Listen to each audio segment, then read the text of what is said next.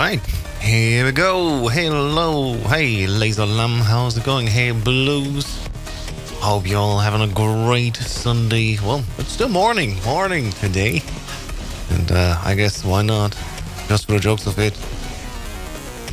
That did not go through because it did not turn on. Hang on, let's try again. Good morning. Good morning. Yeah, so what's up, everyone? Today is Sunday, and the finale of EVO Japan has just happened. Tekken 8 has dropped a new patch notes, well, future patch notes updates, and a brand new trailer. So I'm gonna sit down, watch all of that, react to all of that, and hopefully we're all gonna sit down and find out more about the future of Tekken 8. And I hope you all join me as well today. It's definitely great. Thanks for the like, Laser Lamb, by the way. I just seen this. There's a lot of stuff still happening on stream. I try to get it under control, but we're slowly getting there. Let's enjoy my cup of coffee. Twitch, what's up with you guys over there? Nobody claiming first place. What's up? In case you don't know, of course, we're live on all the famous platforms: Twitch, YouTube, TikTok, and Instagram as well. So wherever you're watching from, I hope you're all doing marvelously well and having a good day. All right, let me put everything on screen, then let's get started for today. Switching over to chatting here. Oh, we don't need the input viewer. There we go, that is away. But what we do need, the desktop view.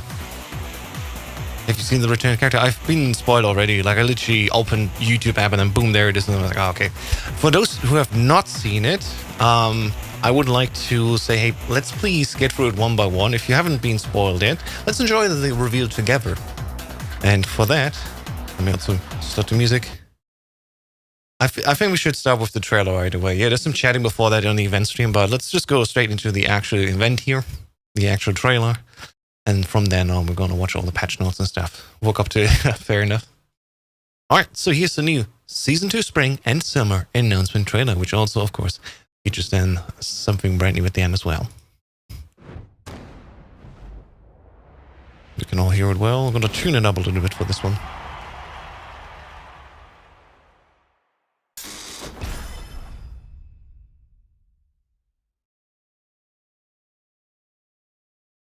Here we go. First trailer here. TWT 2025 has just started, of course, with EVO Japan. There's, I think, an event coming every week from now on until mid-June. Huh. The excitement continues in Season 2, and I was like, yeah, sure. Let's call it excitement. So in case you don't know, I've said it in my own videos as well, that we already are in version 2.01. That is not quite correct. The hotfixes and instant patches that we had so far was basically 2.00, 2.00.01, and 2.00.02. So the actual 2.01 will come out, well, let's see. May 13th, there you go. I knew it was just coming up here. So next Tuesday already, in 2 days, less than 48 hours technically, we get a new update here. New patch notes and everything. So Tuesday we're going to sit down and enjoy all of that together, hopefully. We also have a few notes already on what this will contain, including the rank changes and the game technical changes. But we're going to get there when we get there. But for now, new update on May 13th. March, God. You're in the year. So they talked about it already, but this new Tekken Go Showdown is coming in as well. You're going to sit down now and then command your bot as well and have a little bit of a Pokemon Tekken fight. Almost like a Pokken. There's new costumes coming. You know what? I'm going to put for the horizontal stream with my face to top right. This looks a little bit better. Or even, hang on. How about like this? There we go. Now you can watch the trailer without my face on it. Yeah, we have a new Cyber Phantom pack coming out, which honestly looks fucking sick.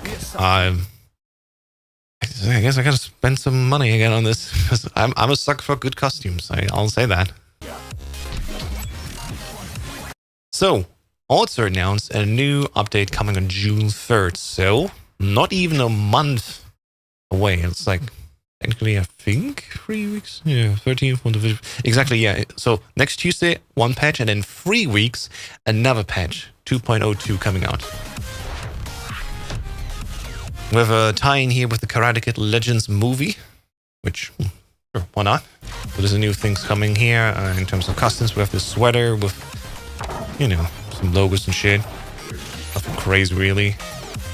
Once again, Manhattan, well, the city stage here is being plastered with ads. At least on PC, you can turn them off. There is a mod to turn these displays off if you are really getting annoyed by that. And there's new classic costumes. So we're going to go back here with the Tiger set. Actually, go back here for one more second.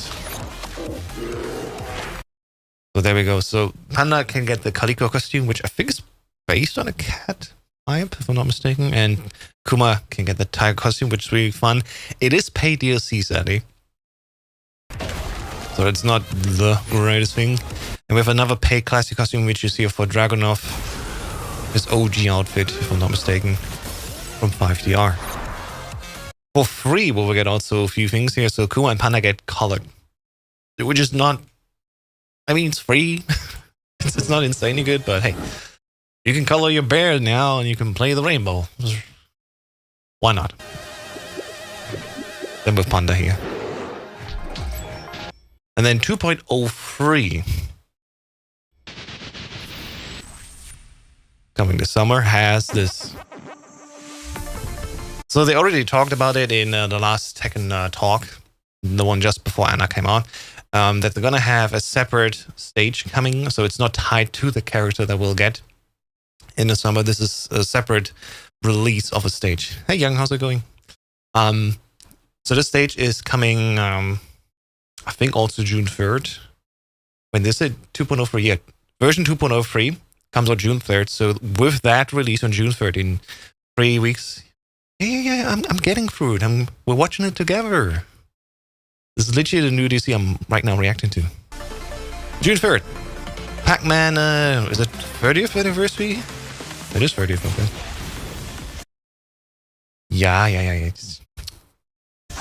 So again, if you have the stage pass or the character in stage pass, you get this one included, or you have to pay for it. Well, separately, I want to say. I think this looks neat. Nothing crazy.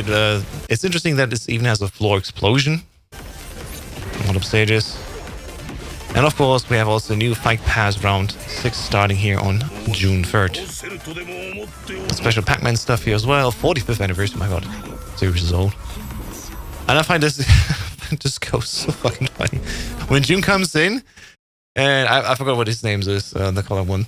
But he's just looking all mean during the rage. And I was like, I'm gonna take your win now. I found it kind of hilarious.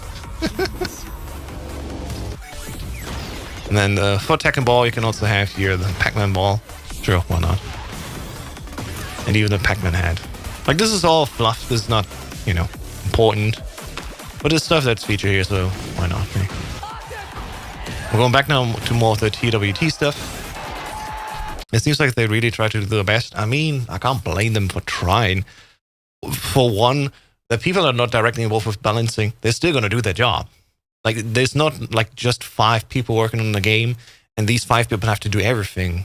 And, you know, we have to tell them, oh, please balance, please balance. You know, there's like hundreds of people, and some do balancing, some do costumes, and the ones that do just costumes, they keep making costumes, so that's fair. Go for it, eh? And I think, like, hey, it's all cute, it's all fluffy, and like the Fight Pass is what, like €5, €6, whatever. You either get it or you don't. People are just debating over it all day long, and I'm like, just don't buy it if you don't want it. I'm gonna get it because it's, well, why not? I come from games like CS:GO, now CS2, and Destiny 2, where I spent way more money on that shit, so I'm not even waiting over Tekken 8. Trust me. Also, this effect with Elisa, well picked. Using her rage art. Like, come on. That's just hilarious.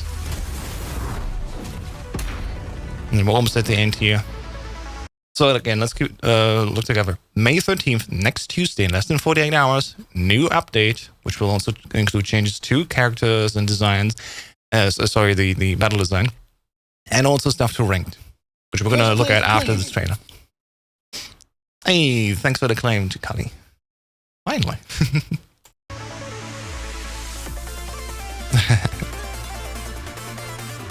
And then June 3rd is the next update where we get the Pac-Man stage, June 3rd. As you can see here, once again, the reveal, initially we had Anna, now we got the Pac-Man stage already, which was clear already. We have then a returning character for the summer, which I'm wondering right now, this is still not fully clear to me. Is this now June 3rd, where also you get the returning character or not? We're going to find out in a second, something about that. Autumn, like what's your guess? If you already know who's coming in the summer, what do you think Autumn will be? Because I have a feeling it will be Marduk. Just like blank feeling, I think it's Marduk. Hey, thanks for the monkey. The Invincible Gorilla. My God, they really went on in TikTok here. Thank you so much, Hula. Again, Winter's a brand new challenger, so brand new to Tekken, and not even a guest character, so like entirely new design. But who's going to be in the autumn one? Well, let's find out first together. If you don't know, who's the summer DLC? Invisible Gorilla, not even 1,000-man could. That's right. All right, here's another summary again. What's coming? Just quickly looking at it. Oh, wait, now I see it correctly. I misunderstood. Right, 2.01, the proper 2.01. That's May 13th. That's in less than 48 hours. June 3rd is 2.02 with classic costumes and Tekken 5 Pass and hopefully more balanced patches. We've seen Nakatsu talk about that already. And Harada. And 2.03, so that's the July patch then. So in July, we get the Pac-Man stuff. Which, assuming there's also another Tekken 5 Pass. All right. So in the summer, July, then that's where also the guest character, the returning character comes in, I guess. It's not June 3rd. I said that wrong previously. And they say he also balance adjustment number 1, balance adjustment number 2, and 3. So they really treated all the balance adjustments they had so far just as hot fixes, and these will be not proper analyzed balance updates. So hopefully, in the next few weeks/months, the game will be more bearable. We'll already get an insight next Tuesday, of course. So we'll see. I'm not sure how to pronounce it really. Armor King would be nice. Kuno also saying Armor King. Well, we'll see. I would question how Armor King would fit into this game with King having so much stuff already, like the Wave Dash, but we'll find out. Like the thing is, maybe Armor King is now going to be an insane stance character. I don't know. I don't know the eldritch horrors that the designers can come up with. But here's the reveal. So the returning character for the July patch, as seen already in Tekken 7 here. Once again, Akumunani is back.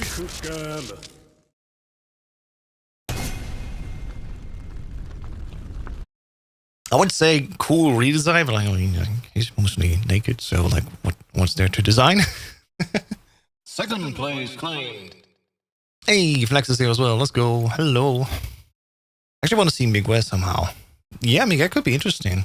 Again, I've barely seen him in online play because like went so late, sadly. But a few times I met Miguel, that was interesting. By the way, from what I know, Harada is bringing back the old K7 balance into you. Yeah, we can talk about that in just a second. Definitely interesting. And code is surplus. Let's go. GG's top 3 chatters for today. James says, I want Eliza. Eliza's also interesting. Like from what I've seen about her. I think T7 wasn't perfectly balanced as well. Perfect example, Geese. Like all the guest characters, right?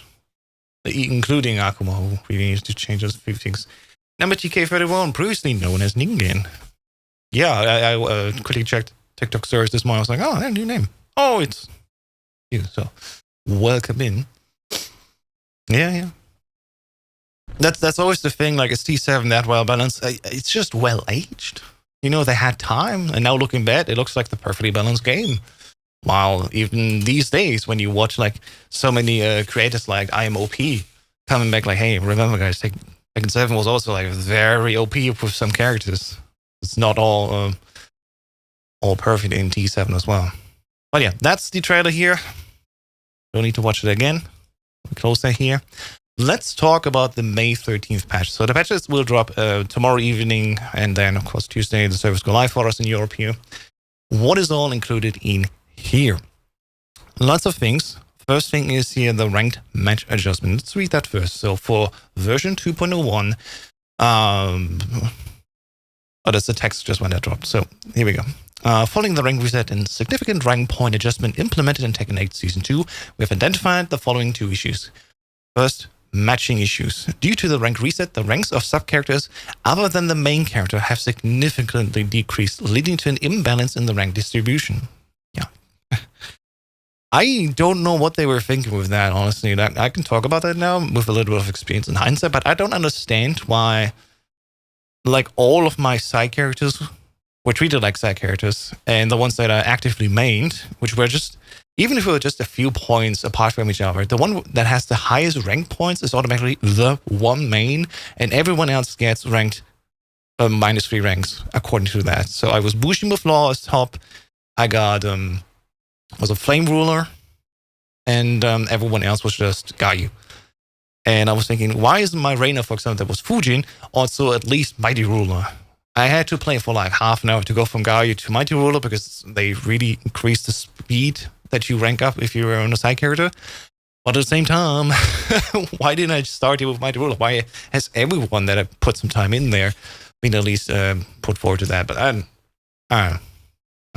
At least ranking up again on my side character, well, now new main character again, was very fast. The current matching logic prioritizes matches with opponents in similar rank ranges, causing longer matchmaking times, especially in higher ranks. I mean, you probably have heard about that. I'm not particularly affected by that, of course, because I'm not a high-level player. But like, you've been watching people like, for example, just high-level players. Anyone that's like Tekken King or above, if you watch their streams, like half an hour they're sitting there doing nothing, and then they probably get rematched with someone else they already played just a match prior. So that isn't fun at all, and that's why people have been actively going and just smurfing, and I can't blame them. They want to play Tekken, and they don't want to wait half an hour for a match. So they just went on a secondary account when there's like, what, blue rank or lower even, and at least there they were able to play. So, while it's not great, I can understand that it's frustrating to be waiting that long. So, what are they doing about it? As a result, high-rank players are often forced to play with sub-characters, leading to matches with significant skill gaps. Makes sense. Rank point fluctuation issues. So these are all things they just have identified now. There's not the thing yet about how to address this. This comes later. So the second thing they found out, by probably just listening to people, due to stricter point fluctuations based on rank differences and the change in rank promotion bonus to a one-time occurrence, situations such as a match right after promotion becoming a demotion match are occurring. Which, yeah, I mean, here's the thing. They should just not worry about that display anymore. Promotion chance, demotion chance, like, who gives a shit? If you're constantly switching between that and you're just jumping over the line, that display is super annoying. They should maybe, my idea that I spontaneously have, if you have your first time promotion chance, make that visible. I mean, like, hey, you get extra points if you win this match, because that's the thing that's exciting about that, I personally think. And then when you drop and you come back and you don't have the bonus anymore, who gives a shit that you promote? It's just you're updating your rank. And then if you have just enough points, yeah, that PNG changes. But the excitement, I think, at least from this display, should come from, hey, here's the bonus you can grab now. And that would be cool to just display. Anything else is just, oh, I'm promoter. Oh, if I lose this next one immediately, I'm going to demote again. And I think psychologically would just have to be able to turn that off, right? You're on a ladder, get used to going up and down, that's fine. But the system, like, constantly putting the thumb in the wound there, like, hey, you just promoted, but the next match you lose, oh, you immediately go back down, because it's just the way how these points work. Just make the last visible, and I think that will be fine. I'm so frustrated most time between Raijin and Kishin, and I hate it. Yeah, understandable. It's probably, like, again, for my humble ideas that I have right now as a streamer, and streamer ideas are never really that good. Let's make it fully clear. Maybe just make it more interesting to say, like, hey, here's a promotion chance with bonus points. Thanks for the follow. And then on the other chance, you just go, whatever happens after that, nothing, like, no fancy announcement anymore. That's my humble idea. But let's see what they think about that. As a result, we've recognized that it has become more difficult to rank up in comparison to Season 1. You know, shit. James, thanks for the follow. Mitigated points, point loss for defeat. So the amount of point lost for defeat will be reduced for ranks from Vanquisher to Battle Ruler. So what this basically means is, alright guys, you love to be in blue ranks in Season 1, you made it to Fujin and most of them stopped playing. That's where most of the people did. We're going to make that a thing again. So if you win, you get like X points, and if you lose, you get only 0.5 5 question mark points deducted. So it's easier to go up to Fujin, and then if you lose, you don't automatically go that quickly down again. Doesn't have the people like Uruha who currently in Kishin and Raijin and just go back and forth still. I guess that's really where the devs recognize, like, okay, here's a little game. You want to get the fancy blue rank, which everyone treats as like, okay, this is where you want to get as a beginner. And then after that, the real grind begins. And they want to make it clear, basically, with this change, in my opinion, that, okay, you go through this. It's made a little bit easier to get blue rank. And from then on, then the real grind begins, where it's just constantly back and forth. And you really have to fight for the Tekken King rank. I'm not saying this is a bad idea. It's just how probably even the devs will treat these below blue ranks now. We'll find out. So next, adjustments to point fluctuations based on rank differences. So how many points do we get if the rank is different? For ranks below Tekken God. Okay, so 99% of you listen. Probably 100% listen. The point gain for defeating a lower ranked opponent will be increased. So even if you find someone who's weaker than you, you get more points now for that. So this is the other way, I guess, how they want to get you even faster through that blue rank. And I mean, even Tekken King and Tekken Emperor now. Interesting. Under the same conditions, the point loss for a defeat will be decreased. So, wait. For whom? I'm not quite sure. So I assume if you are below Tekken God, if you defeat someone lower ranked, you get no points. And if you lose to someone who's lower ranked than you also lose less points, right? The person that is below you probably still deals with the same effect, right? Yeah. All right. Preventing immediate demotion after promotions. So this is the interesting thing that's frustrating a lot of people. Let's see how they want to deal with that. So for ranks below Tekken God, a new feature will be implemented that prevents demotion in the first match immediately after promotion. Now, how do they want to do that? The rank will be maintained regardless of the outcome, but this effect applies only to the first match after promotion. This feature will apply only to promotions that occur after the version 2.01 update. Promotions that occur before 2.01 update will not be eligible for this feature. So they just, like, you're over the line. It's like, okay, I'm here. I'm currently at Raijin, and I'm going to Kishin. And you're like plus 50 points away from that border, so just very close. And then you lose. They just say, all right, you lost the first match after promotion. Instead of losing like 400 points, that puts you back to Raijin. You're just going to stuck to exactly the order of the points there, where you're just like plus 0 on that limit, I guess. Or do they just literally not take any points away from you? I guess in a way, this is probably just for those that are, like, let's say in a first to two, so a set of 3 matches. You win the first one, you get promo like, yeah, let's go. And then you lose the next 2. And then you not only just demote, you even demote even lower. And now what happens now is you do the first one, you win the first win, great, promoted. And then the next match, even if you lose, you still stay in the rank. And then probably will be like, all right, dipping out, don't want to lose again, and then actually demote. So instead of having situations where like, oh yeah, I'm just one and done gear because I just promoted and don't want to immediately demote again, now they try their luck with the next opponent. Win plus 1,000, lose 999. Yeah, I don't know. Needs to be seen how this is implemented. On paper, sounds a bit weird. Not sure what to think of this, but yeah. And then after Tekken God, like everyone is Tekken God or higher, they just have to live with the fact that they're going to demote immediately after promoting. To be fair, I don't know how it was before. When I've seen people playing like demotion matches like 5 times after another, only then to get out of demotion state, sounds horrible in these gold ranks, but luckily I'm not part of that. So I'll just move on. Fourth thing that they're gonna do: expansion of win streak bonus points. So the range of ranks eligible for the win streak bonus points will be expanded from Tenryu to Kishin. Aha. So before that, I think the win points were only done from lower ranks up to purple, I think. Well, yeah, from tenure. So if you were, red ranks. So anyone below purple, including then orange and red ranks, they got a win streak to get you quickly to that purple. And now included in purple up to Kishin. Not sure if I would guess Kishin is also included here. They bring back the win points, the bonus streak. For ranks at Kishin and below, players can earn bonus points for achieving a free win streak or higher. So they bring back literally what we did in Season 1. And then starting on Bushin. So if you're Bushin, you don't get that win streak anymore. Then it's like tough times. Interesting that they specifically decided to not do that for Bushin.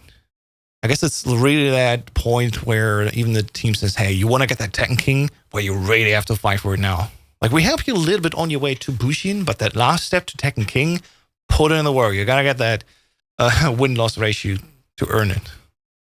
Guess that's fine. Sure. So in summary, again, if you lose, the points you lose will be reduced up to the point of battle roll. That will make it easier to go up to Fujin, and even if you lose on your way to Fujin, it won't be that much of a loss anymore. Ranks that are below Tekken Guard. Yeah, if you fight someone that's lower ranked than you, you will not lose that many points, and if you win, you will actually win more points. So again, it's a disparity. It really drags you up to Tekken Guard, sorry. And then there's this weird, if you just promote it, the next match you won't be able to demote. Not sure how, again, this is implemented. Hey, thanks for the 105 likes. And fourth, up to the point and included Kishin, if you have 3 wins back to back, you get a bonus. So not only do they drag you immediately and faster up to that Fujin rank, they even drag you a little bit further into that Kishin rank now. Interesting. Again, not sure how I feel about that. This will make it a little bit less of a struggle. Will it make it fun? I guess we're going to find out next Tuesday. Again, I'll be streaming next Tuesday for sure. Download the patch, make my comparison video as usual, and we'll see about that. But this is currently just the rank changes. There's a second page about the balance adjustment policy. So we don't have the exact patch notes yet. As always, they will probably just put them out like Monday evening, Tuesday morning. But proper version 2.01 will also get some balance changes. What are those? Let's see what they have in mind here. Thanks for hitting that like button. Let me sip some coffee. You can tell as a streamer, I'm not really, I don't talk that much. And every time when I do talk a long time, like back to back, my voice is really not liking that. Shit, I may actually need to talk to some like vocal coaches, speech therapists to help me talk for a little bit longer. Because I guess that stamina is quite important. In any case. Cold coffee. Hate it. Gradual adjustment of moves with excessive return. Following the previous update, balance adjustments have been made with focus on the following points. Adjustment of moves where the return is disproportionately high relative to the risk involved. Adjustment of high performance moves that easily create consecutive advantageous situations and lead to one-sided developments. Throughout these adjustments, the goal is to achieve a more balanced playing field across all characters and foster an environment where diverse strategies can thrive. Additionally, moves not targeted in this update will continue to be reviewed based on player trends and feedback, with further adjustments implemented as necessary. So in summary, hey guys, we're listening, we're doing stuff. Great. At least they agree, like, okay, some moves are so good, it doesn't make sense to play anything else but these moves. And so they want to tone it down again. Good words. Let's see how they actually do it. Need to wait for the patch notes. Reduction of area combo damage. Again, this is a point that has been brought up already. I don't think that the area combo damage is that much of a problem. Some characters have an insanely high combo damage combination. That will make sense to tone them down a little bit, bring them more in line again. I think it was Fedex that said it's, again, and again, a lot of people said that and I agree with them, it's not the damage you deal over the course of a combo, it's just the real time you spend in that combo. And again, I love to go back to some older Tekkens and just, there's a difference between a like 10-second combo and like 50 damage done, or like a 30-second combo and like 90 damage being done. Both are annoying on their own, but I think just the time spending there and like not being able to play at all is more frustrating than the actual damage being taken, especially because now they just increased the health from 180 to 200. Anyways, they say, in consideration of the current trend of increasing overall combo damage, adjustments have been made to the damage of moves that contribute significantly to particularly powerful aerial combos across all characters. So more damage scaling, it sounds like. These changes are intended to increase the opportunities for offense, defense, and tactical exchanges, while also addressing the excessive disparity in damage potential between characters. Yeah, Warren has a long damage combo for sure. Like Flex, my best RL friend as well here, plays Nina. And every time I'm in a combo versus Nina, it takes time, but he barely does any damage. If me as the Reina player does a combo damage, I often go like so close to 100, even actually hitting 100 damage. So it's interesting how different they are. And I mean, just look at any last player right now. They're spamming these combo moves and they look like, look at me, I do 120 damage. Like, yeah, good for you, buddy. Let's see how long that stays. Yeah. Adjustment to Heat's burst performance. In light of the fact that during exchanges surrounding Heat burst activation, it was often difficult for the defending player to evade the move with sidesteps even when anticipating the activation, the overall tracking performance of Heat burst against lateral movement has been reduced. This adjustment is intended to make it easier for the defending side to respond through movement or evasion, thereby enabling more interactive mind games that reward defensive techniques. And this whole passage, ladies and gentlemen, is exactly what we've been waiting for Season 2. It took them 2 months, but finally they're implementing more buffs to moves, like sidestepping or even just evasion. And I mean, in other words, of course, the tracking functionality of Heat activation has been reduced, but it buffs factually even more movement, which is great. That's what we need. Jesus Christ, give us that. So I'm glad that this is coming. Gotta see more testing, I guess, how that actually will look like. But Recon size is insane for sure. Very annoying. Anyways, reduction of chip damage from Heat Smash. Given that the increase to maximum health has already lessened the impact of chip damage overall, this update limits adjustments specifically to Heat Smash, reducing its chip damage output. So, if somebody like Heat Smashes and you block it, you get a certain amount of chip damage or recoverable health from that. Now they want to nerf that even further. Rather than implementing a broader revision to chip damage at this stage, we have opted for a targeted response. Like instead of burning down the whole forest, we're just going to cut down a few trees and see what happens. Rather than look at individual trees and see if they're looking bad or not. Moving forward, we will continue to monitor match environments and player behavior and consider additional adjustments to chip damage as necessary. But overall, if the opponent just throws out Heat Smash and you block it, like look at Nina for example, god damn it, even if you block it, you eat a lot of damage from that. That will be lowered. So looking forward to our next match flags. Let's see how me eating and defending and just holding like, oh please, of your Heat Smash, how that will look like. That's going to be interesting to see on a character-to-character basis. But overall, I like that they make it less rewarding, in a sense, to just throw it out. And, again, as we already seen here, the next update, version 2.02, is scheduled for release in June 3rd. This update will include adjustments to certain character-specific moves that consume remaining heat time duration, as well as balance improvements through targeted character tweaks. So hopefully, less regain your heat on certain moves. Hopefully more just pause the heat timer maybe. And as a law player, like please just take away that with the nunchucks hit, it gives back heat. That's stupid. That's just stupid.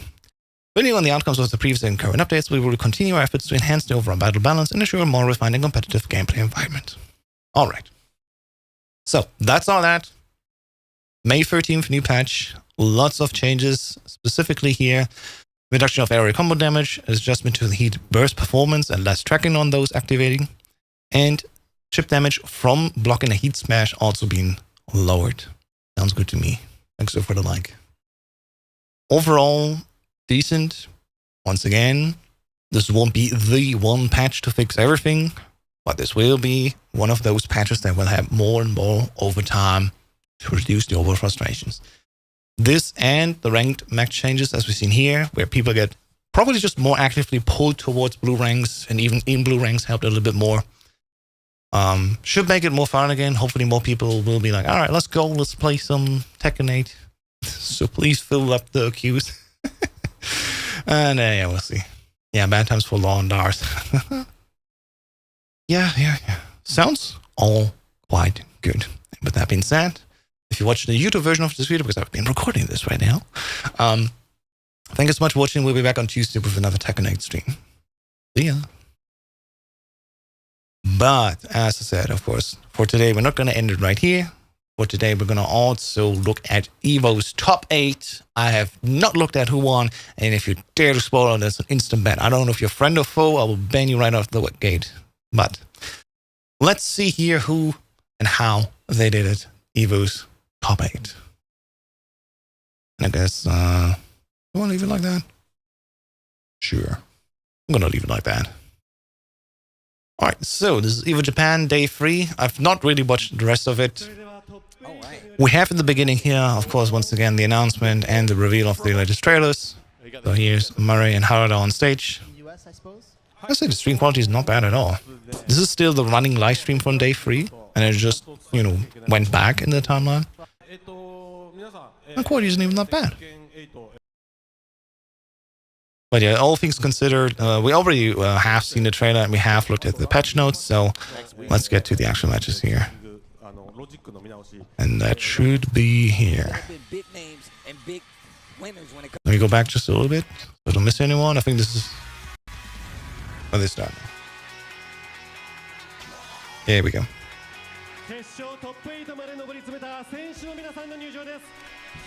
Alright, top 8 about to start. Let's get the players out here. Yeah, let's get the players. Top 8, man.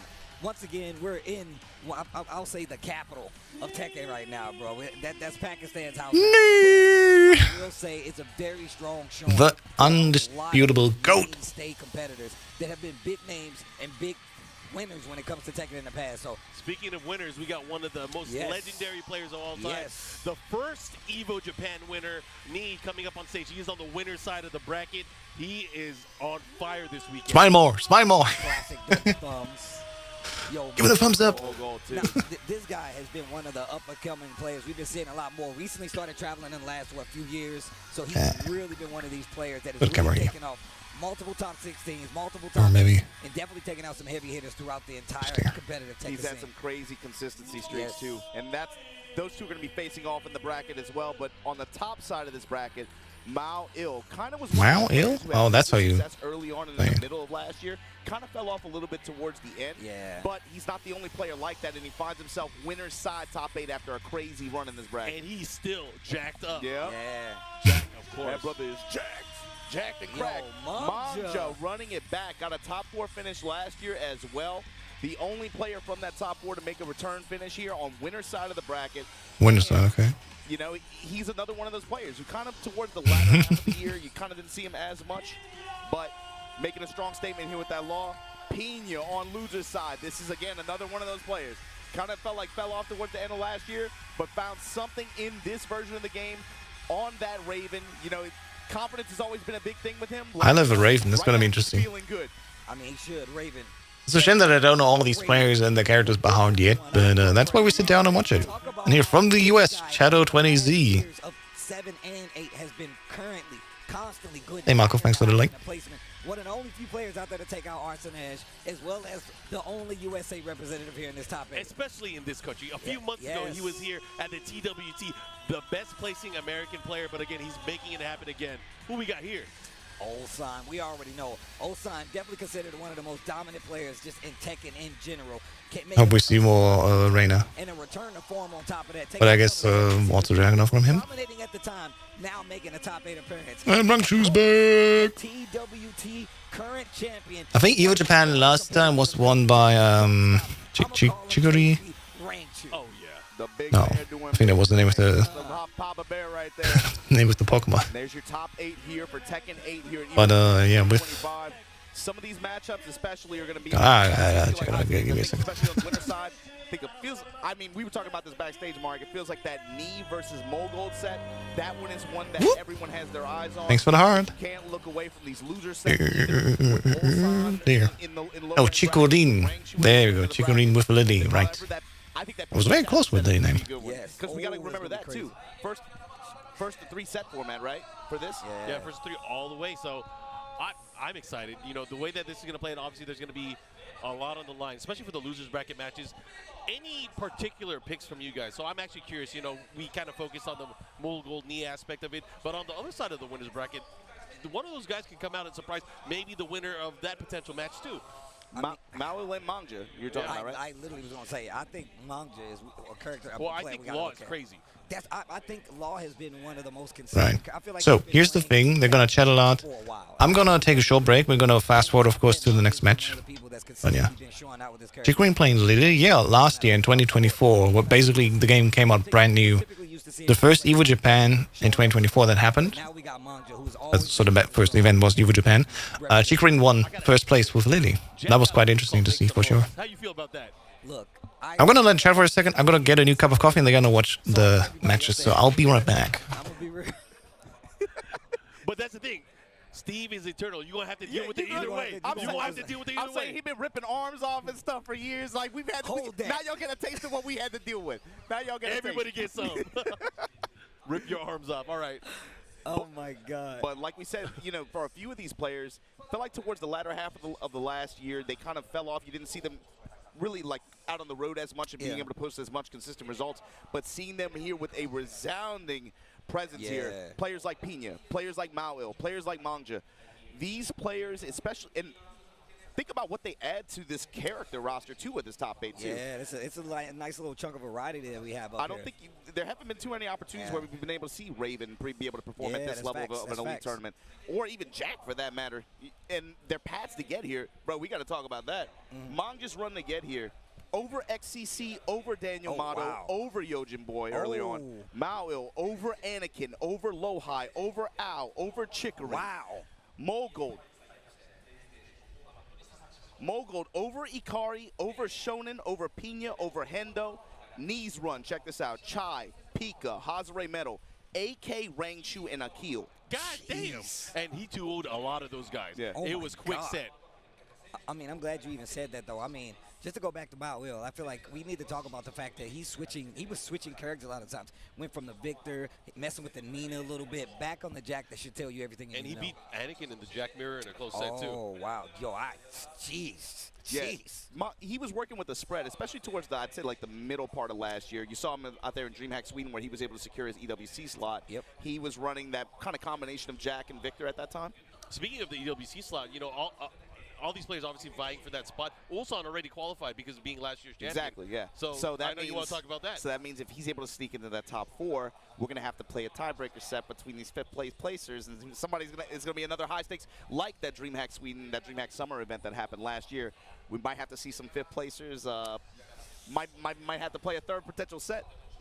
Oh, man. So now we also, Pina. I want to talk about Pina. We talked about the character variety. I think Raven is one of these characters that really got so much stronger when it came to this Season 2 update. Very annoying to deal with. Pina's been so dominant with the character throughout the years. Now he's got an even stronger version of this Raven character that he's mastered essentially, and now I feel like this is a return to form. In Japan specifically, I felt like Pina and maybe Keisuke were the players that if you looked at the beginning of Tekken 7 and then you looked at the end of Tekken 7, those were 2 of the players here domestically that made the biggest jump nationally in terms of level of play, and I would even say consistency to a degree. But Tekken 8, the hot swap, when we did that kind of for someone like Pina because he was just having a lot of consistent results. Wait, why is my tutor spamming the hearts here? All of a sudden he's picking Reina in tournament. He's like, I have no faith in this character in this particular.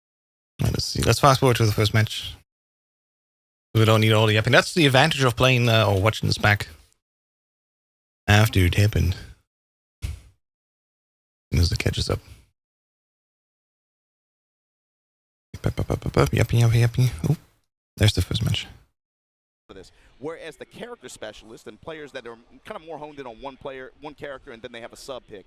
that might be a little bit more difficult for them. They might have to make harder adjustments. Let me know if the music is too quiet or the original stream, rather. Arslan Ash, man, one of the goats out there. Boost it up a little bit. He started tweeting about like, hey, I'm really starting to get the grasp of how to like control the pace of this game versus some of the stronger opponents. And he's starting, and you talk about switching characters and moving on and on. He has been one of the main proponents of a player who has been doing that consistently, and now he's starting to get a hand on it. Now he's starting to play these bigger characters. And I always got to call it out, man. It takes time for these players to do it. It does, bro. There was a time where it was like, knees washed. He's never going to do anything again. You know how Bro, they look talk. at where he's at right now. I remember literally looking at a Good tournament morning. tweeting like, oh, Actually, let me get the real one. Good Like, I morning. remember singing it. How's it going, Michael? Now you can see him showing up in these top 8s, beating some of the names. You're like, well, knees washed. You know what I'm saying? You know how people talk. It felt like it took a few months, but I remember that moment in Tiger uppercut. Come on, stop yapping. Yeah. Let's stay going.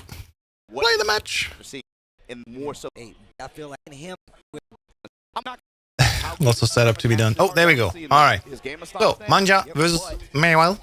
These players are gonna have to. Law versus Jack 8. Chicken. Real activity on the Chicken. side of Law, right? Yeah. Law's one of these characters. As a Law player myself, really looking forward to this match Make you play already. Jack now has a lot more control over said game. But game 1, top 8, Here we go. EVO Japan 2025. Tekken 8 goes down now. It's Manja versus Maoil. Let's get into it. Let's get to it. Backdash in here, trying to evade that punch. Pushing out here. Ooh. Trying to get the plus frames here as Law. Looking to get in on his terms and then start that pressure. Good old down back free, trying to grab, not getting through. Makes sense. Going up against Manja, you do not want to get launched. One of my favorite pokes here. Keep the character in the air and go to the other And side. there comes the big install from Jack. Than it's ever been. Engage.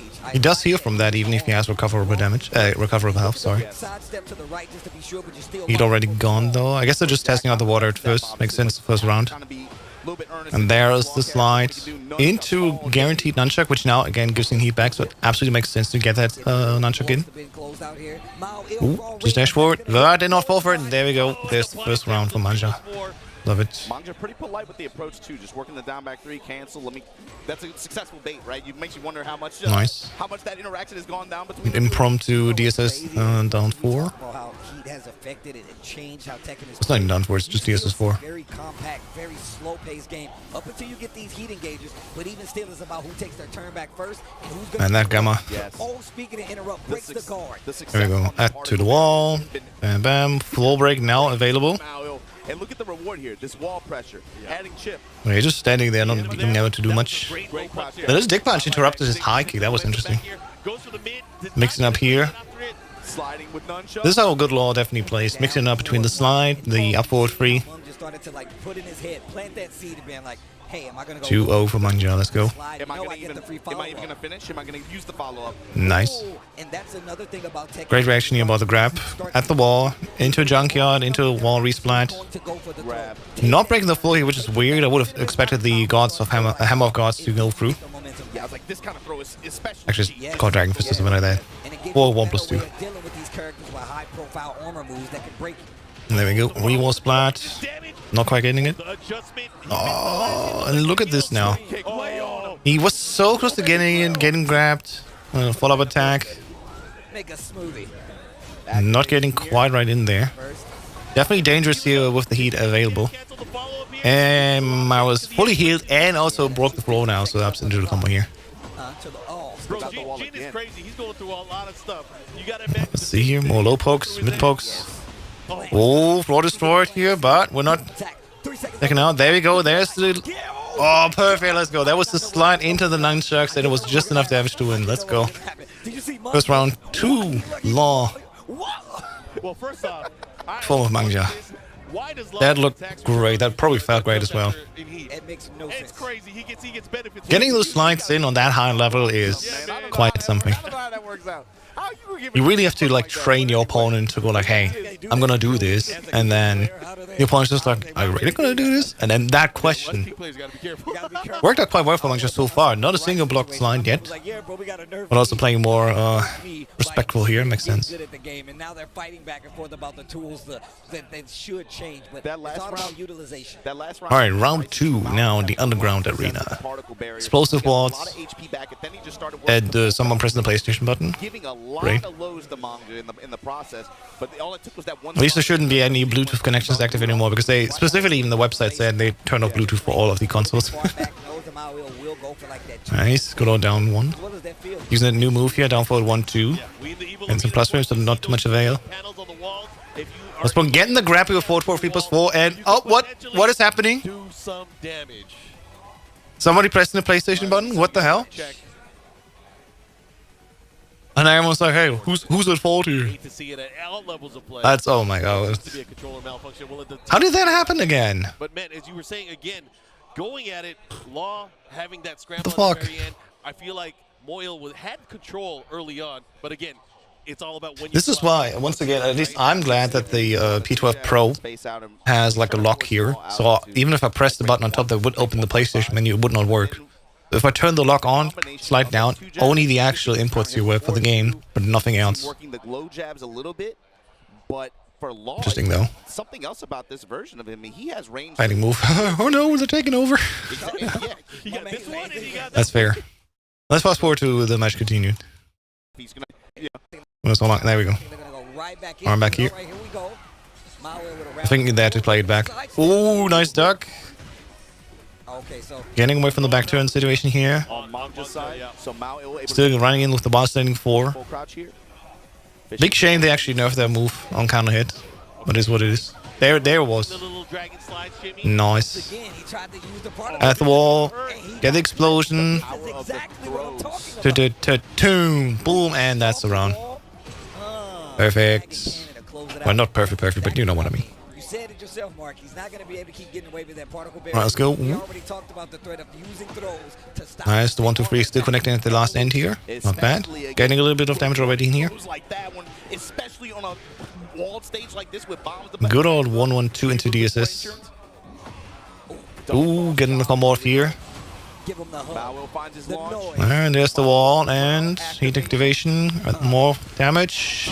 96 damage. Follow up here. Right here. What's he gonna do after you get up? Look at that insanity. He's fishing for it and we get the counter hit. Oh my gosh, what a call out. And he's got Let's go. You know what to go. Decisive for adjustment. Being able to re-wall spread hopefully. He got super. Heat about to go out. Drop it on him. Manga still having heat here and boom, hitting it, getting it around. Another heat smash and Manga Insane. now up one round here. Now we're not getting the finish off here. Let's see what he does here. How's he gonna? Before they're both ducking. Look at him, just second guessing now, Yeah. going for some of these Mao, options at this range. he was having a lot more success earlier on, especially like had a lot more confidence in the jack. That is insane. Now all of a sudden, Again, the impromptu DSS moves is something that I've never picked up myself, but I should do it so much more. Especially because it gives so much counter. plus frames, even on block. Glad you called it a shimmy. Delaying the string, seeing what the reaction is. That's a trade. Likely still in Munga's favor. Back 1+2, and then trying to fish for a counter hit. Not gonna get it. Then this is the thing that will be nerfed a little bit next week. That was so smart. The chip damage on block and a heat smash like this. Like the thought process to think ahead of time. I like what you're doing, Munga, but you're in danger. There we go, into the slide, guaranteed non-shot. And the low parry at the wall. Should have even exploded the wall, but was already done beforehand. Let's go. Manga with the 2-0, moving up ahead. They GG's. thug it out. They thug it out. That's always nice. Oh my gosh, that was sick though. That was a sick match. Yeah, it was Alright, let's fast forward to the next one. Again, this is the advantage of being able to watch this on hindsight. like I said before, I'm I saw the first fights, but then fell asleep. Fair enough. actually in I just slept through. I decided, you know what? If somebody says like, "Oh, this has already happened," I know it, like, yeah, then Now what he can do move on. in the Okay, yeah, here's the bracket. And you see Neat just using it. Manga moving on here on the winner's side, and Mao going down, potentially fighting against Pina or Shadow 20Z. One of the things I do gotta. And we next have Mongol versus Knee. That might be a hype match. Can't wait for this one. I appreciate They're just trying to dunk. Both sitting here ready to go. then I'm gonna sit up on this. the other side, man. Singing his praise. There we go. And he showed why. So, Knee on the left side, Mongol on the right. Mongol coming in with Or is it gonna be Fengway? Claudio, I feel like these guys probably- okay. Knee on Brian. Let's go. Audio is an issue, bro. That, Yeah, this is gonna be a good one. I can feel it. Man, if you're gonna have powers, you better be an issue. yeah, I was about And to we're say, going to Here we Midnight go. Siege. The classic Brian Fury with Knee and Bullgold with that Claudio going into this is to race the two to face off later on in our winners finals. Let's see who's gonna go. Yeah. Let's have a go. Midnight Season. Oh, me lifted back one hitting. Some knowledge, some know-how to move around. It's such a especially simple move, but because so effective, especially in counter hit. the danger of getting your back to the wall. Probably being able to get so much mileage out of some simple pokes, and that's a brand new move here, getting plus frames. But knee activating heat here. You get wall combos, but now you get wall extension combos. Oh, the instant ball running too, it's And those insane. things you really have to pay attention to. Confirming the down for one, and into that heat smash. Immediate smash from knee. Insane. Has wall control. Get up low kick. Wood still has a lot of mileage here from his heat. Now it's gone. Gold, now able to get a Getting that counter hit Rooney gonna get the spin. for the launch At into the guaranteed wall, damage. rage art. I like First round to that. Mugod, alright. You can spin the stage hazard, just go straight for the rage art. The knowledge and the know-how to close out a round when you're supposed to. That way you don't even have to worry about the threat of heat or rage. I gotta say, at least for the viewer perspective, it's great to see the combo damage they get here, and quite interesting for some people to go like, hey, my pro hero plays my character, and they get that much mileage off of the combo. I want to do it myself. Representing the mid. Really helps to see that. Nice mix of just mid and low attacks here in close range. And I will say this about Mughal. Yeah, this new move from Claudio gives him plus frames, forces you to crouch. That's insane. It really shuts you down. Using the heat, he will pick you apart. He will be like, oh, these lows are working. Low We're kick. gonna keep doing those lows. You're getting a little afraid. More pokes, heat activation off of Mughal. See what it does. Me not finding the timing yet. Brian's gameplay once again really measures here. The counter hit potential. There we go. Down for one, connecting, getting Mughal out of lead without much use. A lot of just walk-up ducks. He's trying to read Mogo. Beautiful walk away from the enhanced state. Those options out there. And that's it. Yeah. Nice plan. Just one more poke and there it is. But the back one, of course, just enough tracking to catch him on the move. Yeah, back one, get him here. Talking about how he's playing. 1-1 I now. feel like that's part of what Mughal does. You really can't go too crazy versus Claudio. Especially There we go, and here's the combo. He still has that dangerous hop kick. The classic knee combo getting to the wall, hopefully. Good towel, and there we go. Be a part of it. Ah, the follow-up knee not connecting. Combo. He did get the snake eyes though. Got a Using the snake eyes on the way here for more oppression. Mughal not getting heat, should probably get activated soon. Oh! Oh my god! Interrupted the heat smash like that, just off the timing. Just the movement. Whenever I would do that, I would just eat it. Trust me, I would just eat it. Because heat activation loses against heat smash unless you just have the timing between these hits. And this is another reason you see when he gets that down back roll. There we go, little float combo. Gotta get off here, off to the wall. Bam, bam, and bam, bam. Tack, tack, tack, tack, tack, tack, tack, tack, and off you go. 60 damage from a float. Love it. Oh, utility snake, I see, but got interrupted. So Mughal not over yet, and one more hit, and could be over. 5 seconds left on the clock. Time's really running out. Mughal basically just running the clock here, and knee finalizing. Yeah, while standing for the challenge. Goddamn. Usually that would have killed 2-1. sequence, but again, everybody has a little bit more health. Yeah, the tank. Gotta go to the tank. Oh yeah, everybody gets it. Everybody gets The new stimmy. The new it. Here we scene. go, pressure, Mughal. Oh, the way you can hold this attack. Damn, it's insane. Again, I've been so far removed from seeing other characters than my own from my lobbies. Watching these pros here play is insane. Just going back and forth with the low kicks. What is this? Oh my god. Yep, heat burst. Let me out. No. Side step left there for Mughal. And there we go, getting counter hit. That should probably kill if played well enough. Getting to the wall. Bam, bam.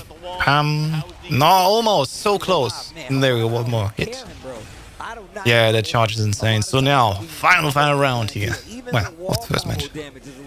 You gotta be careful. Ooh, getting the grab here. Final round here of game. Getting some advantage. They're both just moving towards each other and waiting. That's the thing with Brian. Like one... Oh, there you go. Getting a launch off. One mistake in the air. And here we go. Tag. Tag. And not going with the tag because it was a little bit off. Machine gun blow again. But Snake Eyes on Brian active, so could be still lead up to a big opportunity here. Mughal now in rage. Oh, went for the brand new move, but he got out. Steps there. Mughal launches him here. Let's see. Now, not perfect for him. Whoa, no, yep. 1+2 break, there we go. Curve ducted, but there we go. Oh my god, that one low punch. Mughal takes the round. Exciting match overall. Holy shit. Was crazy. Oh my gosh, he got away with it. Oh. Talk about how knee is sidestepping right towards the screen. Oh my god. Situations, and it has kept him alive so long. Did not get him the game, but the defense is insane. so good. His primary approach to this is defensive. Yeah. You can see. Can't wait for the second round now. Dash, duck, sidestep. He's looking for specific cues from Mughal, and Mughal knows that, and he's like putting the brakes on it just a little bit, not doing it at the most consistent timing. And that's what's catching him off guard. He's trying to tame him with a lot of. All right, next match. At Sanctum here. Let's see, Mughal already getting some advantage. Mughal might be able to take now some of the learnings from the first match and even go in harder now. Let's see. And they're both like kicking the distance. Keep the idea fresh. Make your opponent second guess. Now he's starting to run the 2-1 string too. And really calling it out also. Will you finish the string or not? Look at that, sprinkling in the mid, still going for that sidestep forward. Good strategic activation. There we go, catching it down for 1. What Snake Eye, no launch yet, but still getting a lot of damage in. Here we go. After the heat dash, running 2. Evenly based right now. And oh, did react too early and getting that wall spike with follow-up damage. Not quite the win yet, but again, Claudio is such a strong character with so many like basic moves and still getting so much stuff going. So the T intro and crossover is an event of it again. Let's go! Yeah, this time we gotta compete, dude. We gotta compete just for fun. Down back through home man. Just see what we can do. More offensive this time. I'm gonna wear a big old shirt and say silence the guy you were speaking. It's so crazy how Knee walks him down with defense. You were walking somebody down with a moving shield. It's a sideboard, he got a riot shield in front of him. That's a sideboard, bro. There we go. Like you said, man, he's playing the 2-1 pressure from Instance really distance well, here. He's not really biting on the chicken game. Good call out. He's just like tapping him back every time for it. Magic 4 not connecting. There we go. Heat activation. Trying to go for the counter. Not getting it quite. Oh, there we go. Snake Eyes coming in clutch here. He tech rolled. Maybe Knee wasn't ready for it. Let's see what he does here. Oh, down for 3 man. Getting that down for 1 connecting. That's one of the nice things of Brian. As soon as you see it connect, yep, you have go time. And there you go. The last thing. Yeah, we assume. 2-0 for Knee. The Doctor makes his way back. Like you said, starting rounds with him. It's an all-purpose tool, man. One of the best tools he has. And as much as we talk about how offensive there you go. Tekken 8 is, look how defensive. Nice. Ducking out the grab. Especially when things aren't going. More down for 1 connecting. In your face, fast defense. These guys are fighting in the pocket. Both these guys trying to put their knees on each other, bro. All those mids in close range. Constantly. All right, he's on now. We're trying to do something here. Almost immediately dashing out of it. Need this time more way to wait just long enough to not fall for the mix-up. Yeah, man, this ain't Tekken 7. It's not that endless duel. This is war in the pocket. Oh. There, oh, nice. Got the hit. Mids again. Waiting for it here. Could heal just a little bit more. And there we go. That block punish. Got Knee the win. 1-1 now on that side. Damn. They're really not giving each other any chance to take over or drop the guard excessively. But over the course of time, it's just enough. Final match now, Urban Square. I keep forgetting about that quality of life changer. You can rematch with a random state. It's like, man, this is fast. What's happening? All right. Definitely forgot about that. I'm glad you said that. Yeah. My Knee. Exactly. Offline is best. Or Knee just dashing in, trying to make something happen. The back one, Knee willing to back away.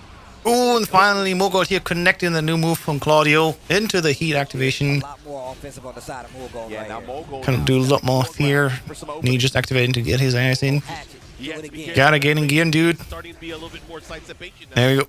One last follow up. Ooh, nice backdash. Getting back here. And situation definitely better so far for Mughal. But Mughal not falling for that delay. Launching here Knee and getting a big ass combo in here. Knee now in range to see. Hey, dropping. Thanks for the follow. I love that move. It's just so sick. Shows very nice. Thank you. Much cannonball straight and crash impact in mid range like that. Ooh. Oh, the hop kick. Roll. Mughal almost getting ready to range. There we go. Both at rage now. And oh my god, Knee with that mid homing. Just getting the damage he needed. Offensive game plan. That was crazy. It's so defensive. All right. Punishing here for the opportunity. It's slowing this game down. He put him in a box. But sidestep to down for free is insane. He really didn't Love use it. those tools that much in the first 2 games, and now I know it sounds basic, but still. Are you excited for FAR? I've barely seen any FAR gameplay from Tekken 7 because I've not been around for that long yet, but I'm always curious to see what they will do in sense of design. How will Tekken 8 FAR look like versus T7? We'll see. Definitely a character I want to try out more, I think. Unlike Anna, who is just, you know, not really for me. I think FAR could be interesting to at least try out. Dragon 4, let's go here. That's the crazy thing too is Mughal tried to adjust. He tried to go at it. What does I play? Like 6 minutes of T7? prepared for the range. The thing with 7 is I really only just play characters that I play in 8 as well. So like He's not Kazuya, Law.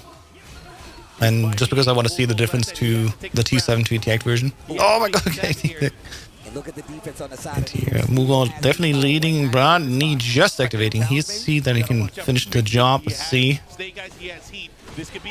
Oh, nice. Not getting quite in there. Oh, from the sneak. Holy shit. Into the heat smash. GG's Knee. Taking the last round here. 3-0. That was a good set. That was a damn good set, Again, bro. just like the last one. Yeah, fuck is a Muay Thai fighter. It wasn't close. That was a lot closer than it really was. I don't imagine he will stay the same T8. So far, no one really is the same in T8. Like, even like Lydia, who already was very stance-based, changed much further even in T8, so could be interesting. There's probably like one new stance Fuck will get, and then from that opening a lot more mix-ups again, because like everyone has to do mix-ups from stance stuff. So we'll see. No stances only cancel like Steve with stuff like DF1 cancels. Yeah, we'll find out. Presumably July. I don't think June 3rd he will drop, because the Bandai Namco's Pac-Man 45th anniversary stage will come out in July only. So I would assume that FAR comes out in July as well. Let's fast forward to the next match here. Let's see. Charging wall space like Ryan 3+4 2. Okay, so Manja and Lee now in the winners final. And we're switching over, I think, now to the losers round first. So we're gonna see Ulsan versus Rangshu next. Presumably Dragunov versus Kuma. I'll give it a try. Yeah, it should be interesting. Right, every time when you change fighters, it takes quite a while. Am I wrong? I think they're about to be ready.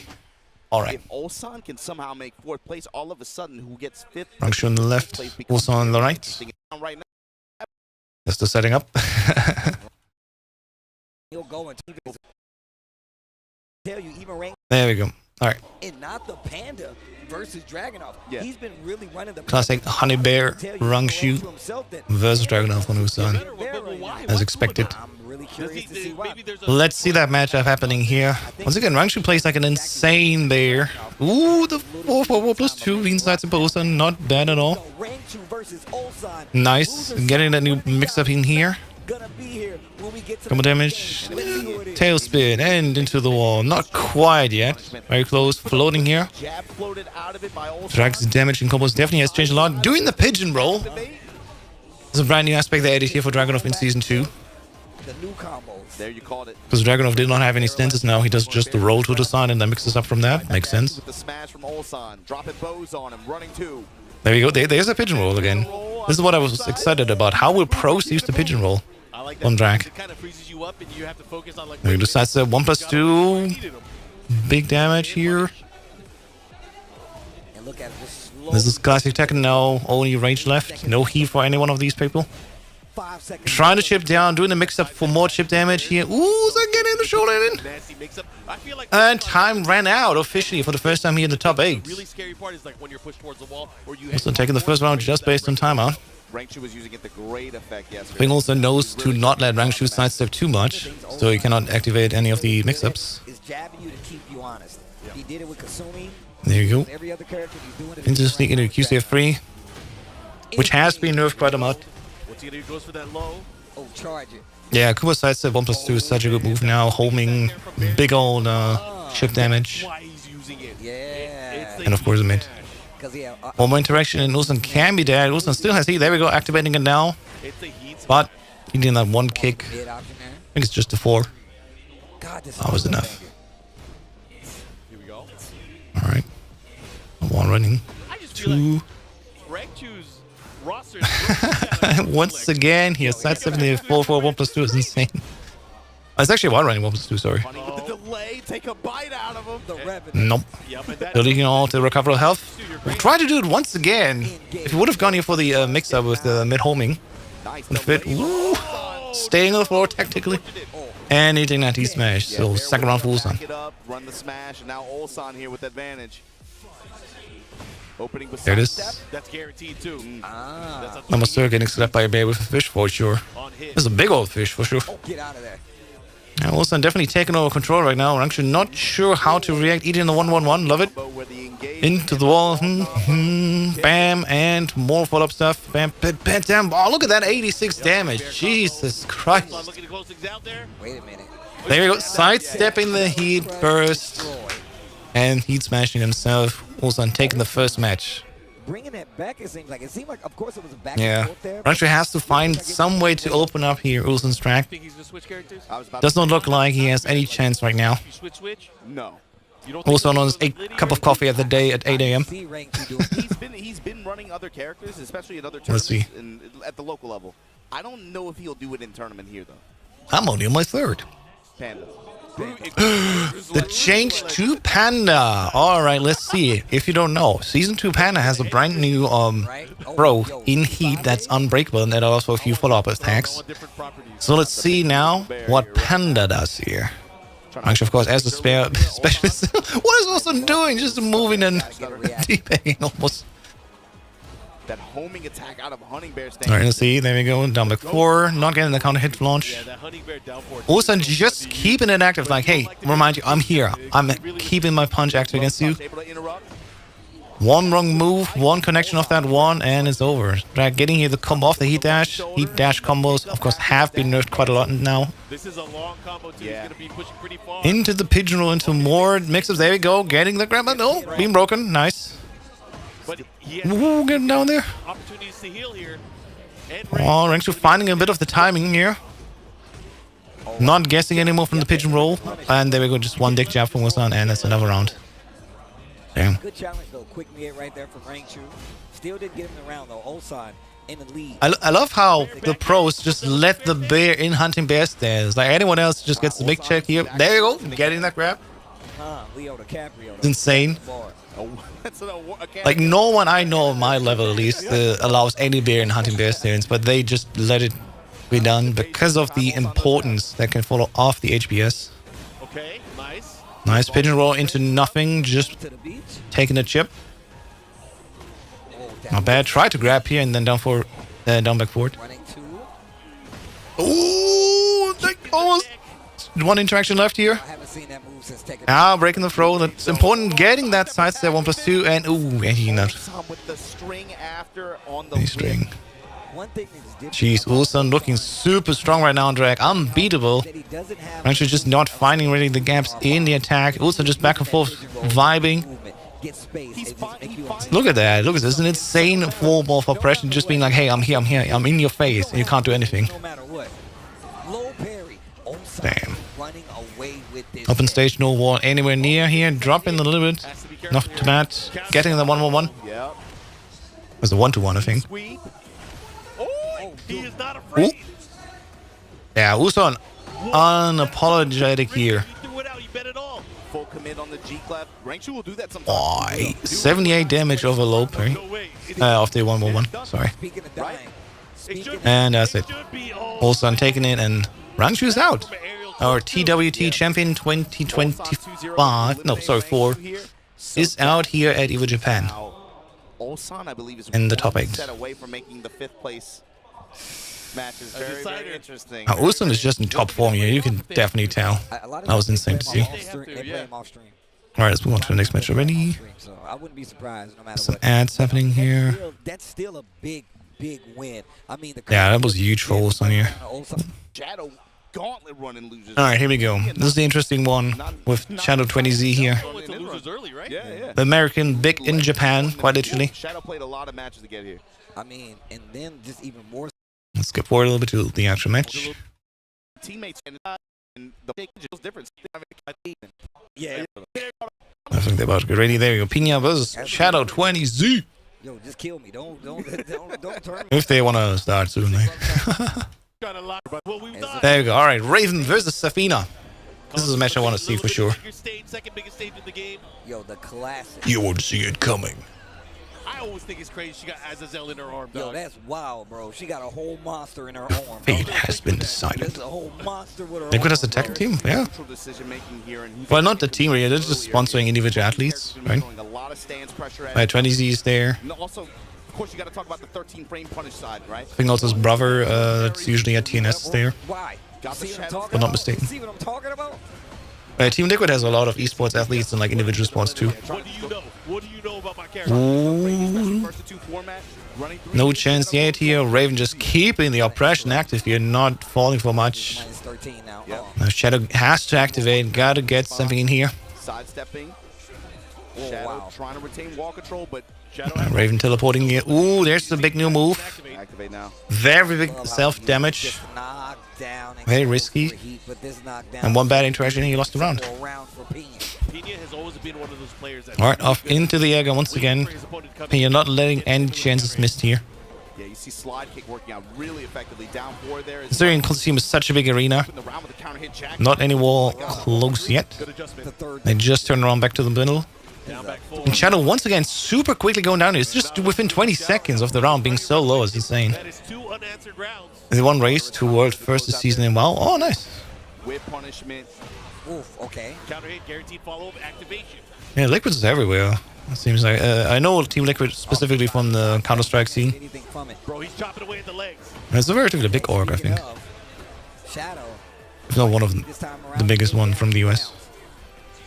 Alright, Shadow now find his way back in here. Raven close to Rage. And eating yet again another combo off just the movement. Seems it's insane. There's your spin. There's your Activation. Ooh, missing the follow-up barely. Oh, saw the back turn. New look. And there we go, another heat dash combo. Almost at the wall. That's gonna be the end of it, I think. One up kicks. Got the There we go. wall. Dang, dang, dang, bam. That's it. Enough to be able to close out and Pina Damn. game. Confidence instilled. It's on Shadow now to Great display so far. And that was 3. Question is will Shadow stay on Safina or will he change to Ana? So coaching. Yeah, we do have If I'm not a mistaken, minute. Shadow is also an Ana player. I think that says a lot too. Pina opened this up very offensively. Yeah. The 2 format. It's great to see Raven here at high level, for sure. Basically put That's so much fun. to be able to find defensive solutions and be able to put him on the back foot like that. I mean, and this Try to is overwhelm him with speed. this is how we've historically seen Pina run with the Ravens. It's like you let him get started, and it's like, oh, are you don't know? You don't know. And Or especially You don't know. This game is like, oh, you're Can we junior coaching don't lose, bro? well. Yeah, they just changed it for this year's season that you can only get coached on losses. So there's no winners coaching anymore. Unless the organization / events says they do differently. But the basic rules, like the standard rule set for TWT is no win coaching. Which is good, I think. Nice. Getting that mix up here. Raven's backturn stance is an insane tool for sure. Like, all of the characters that have backturn tools, they make it look so seamless. Oh, runs right into it. Getting it here. Machado once again staying here on Safina. Nice. Step into the Ooh, back and forth. And there we go, getting the heat engage. A big heal here from the previous recoverable health. Oh, no. Gets spiked out of it. Oh, was going to say gets back out of the bat. There's the connection and won the first round. One of the things I saw too there. And a 1 minute time limit. Yeah, that's true. He did a lot of They also have the time limit. sidestep left, try to open up. Even the organizers said like, hey, we gotta have the people play more, less chatting, Shadow approaches with his pokes. which is reasonable. Ooh, called out here that low from Safina into the launch at the wall. From Pina, and maybe Wall resplat, heat activation, and another spike, and boom, 8 egg damage. And the mix-up once again at the wall. Yeah, this is the round. he does not want Pina takes that perfect. Not having an area to Love move to see that. Zafina having great movement, but if Pina has him locked down, Very nice. that is not going to help. Big whiff here. Gonna take the plus frames instead. Okay, gets the That was murder for sure. Yeah, that was an insane round for Pina here. Gets the spin. But Shadow also not too bad here. This definitely shows how like smaller maps versus big maps make a big difference here. On the smaller Celebration on the same map, Great return for it. they just have so much Still moving towards the wall. Action. Push it towards the mid kick. stuff happening with walls here. Active. Pina not holding back at all, and also keeping a lot of heat still here. Jeez. Oh, missed the heat smash. Nothing happened here though. Whip on the parry attempt. Oh, Shadow getting that heat engage, big heal, and also leaving Pina at just there we go, just 1 HP, and that's it. to make sure he cannot get away. Yeah, you can't get out of combos. Tekken 8, once you're in a combo, they drop it or not. See how Pina starts to use it. There's no way in Tekken to get out of a combo. This is something other games maybe do. Tekken, you cannot get out of combos. Once you're in an area, you're in it. Shadow stepping in the foreground. Yeah, you just eat the damage you will eat. And the damage you get out of that from such a combo depends on the players that keeps you in a combo. Okay. All right. Evenly 2-2 now. Let's see. Will Pena move on 2-0 or can Jetta get back in here? Let's see. Of this round here, he's still relying on that movement. Ooh, they engage stabs on and into the wall once again here. No wall resplat. It's on the front friend. There we go. Oh, the low sweet. Ooh, crossover here. And eating a smash. That's it. Oh my god, Pena. What is he doing? Insane strength here with Raven and just beating up Shadow Train is the unfortunate out here. The only American present. Top 8. Yeah. 2 perfects here in this match. Insane. Well, shit that goes on. I have no understanding of the game. Yeah. Yeah, people said perfects are not perfects unless you never lost health, but I think that's a little bit unfair considering chip damage immediately steals a perfect. So, and the game is really in 8 made out to deal chip damage and accept chip damage as well as part of your defensive options. But you can heal it, and if you heal not to full, then still perfect. Yeah. That was quite the match. There we go. He's next. In his bag, you can't tell. Remember at EWC? Remember when he was comfortable? He was. All right, winners round here. Walked off for that grand final was crazy, bro. I walked away. I'm like, Musan versus Mugold. done. There's no way. And then it took. Wait, that's not winner round. He was just laughing. He was just laughing. It's losers quarterfinal. I'm sorry. Oh man, here we go. He's still rocking that character too. Are there a lot of Dragunov players left, guys? I feel like so Musan versus Mugold. Dragunov versus Claudio. These pros ain't loyal. They not. Dragunov, the Eldritch Beast with its pigeon roll here, straight from Dark Souls. Mugold with the new Pope. He had the shirt that was like, nah, bro, I'm playing Fang. Yep. Damn.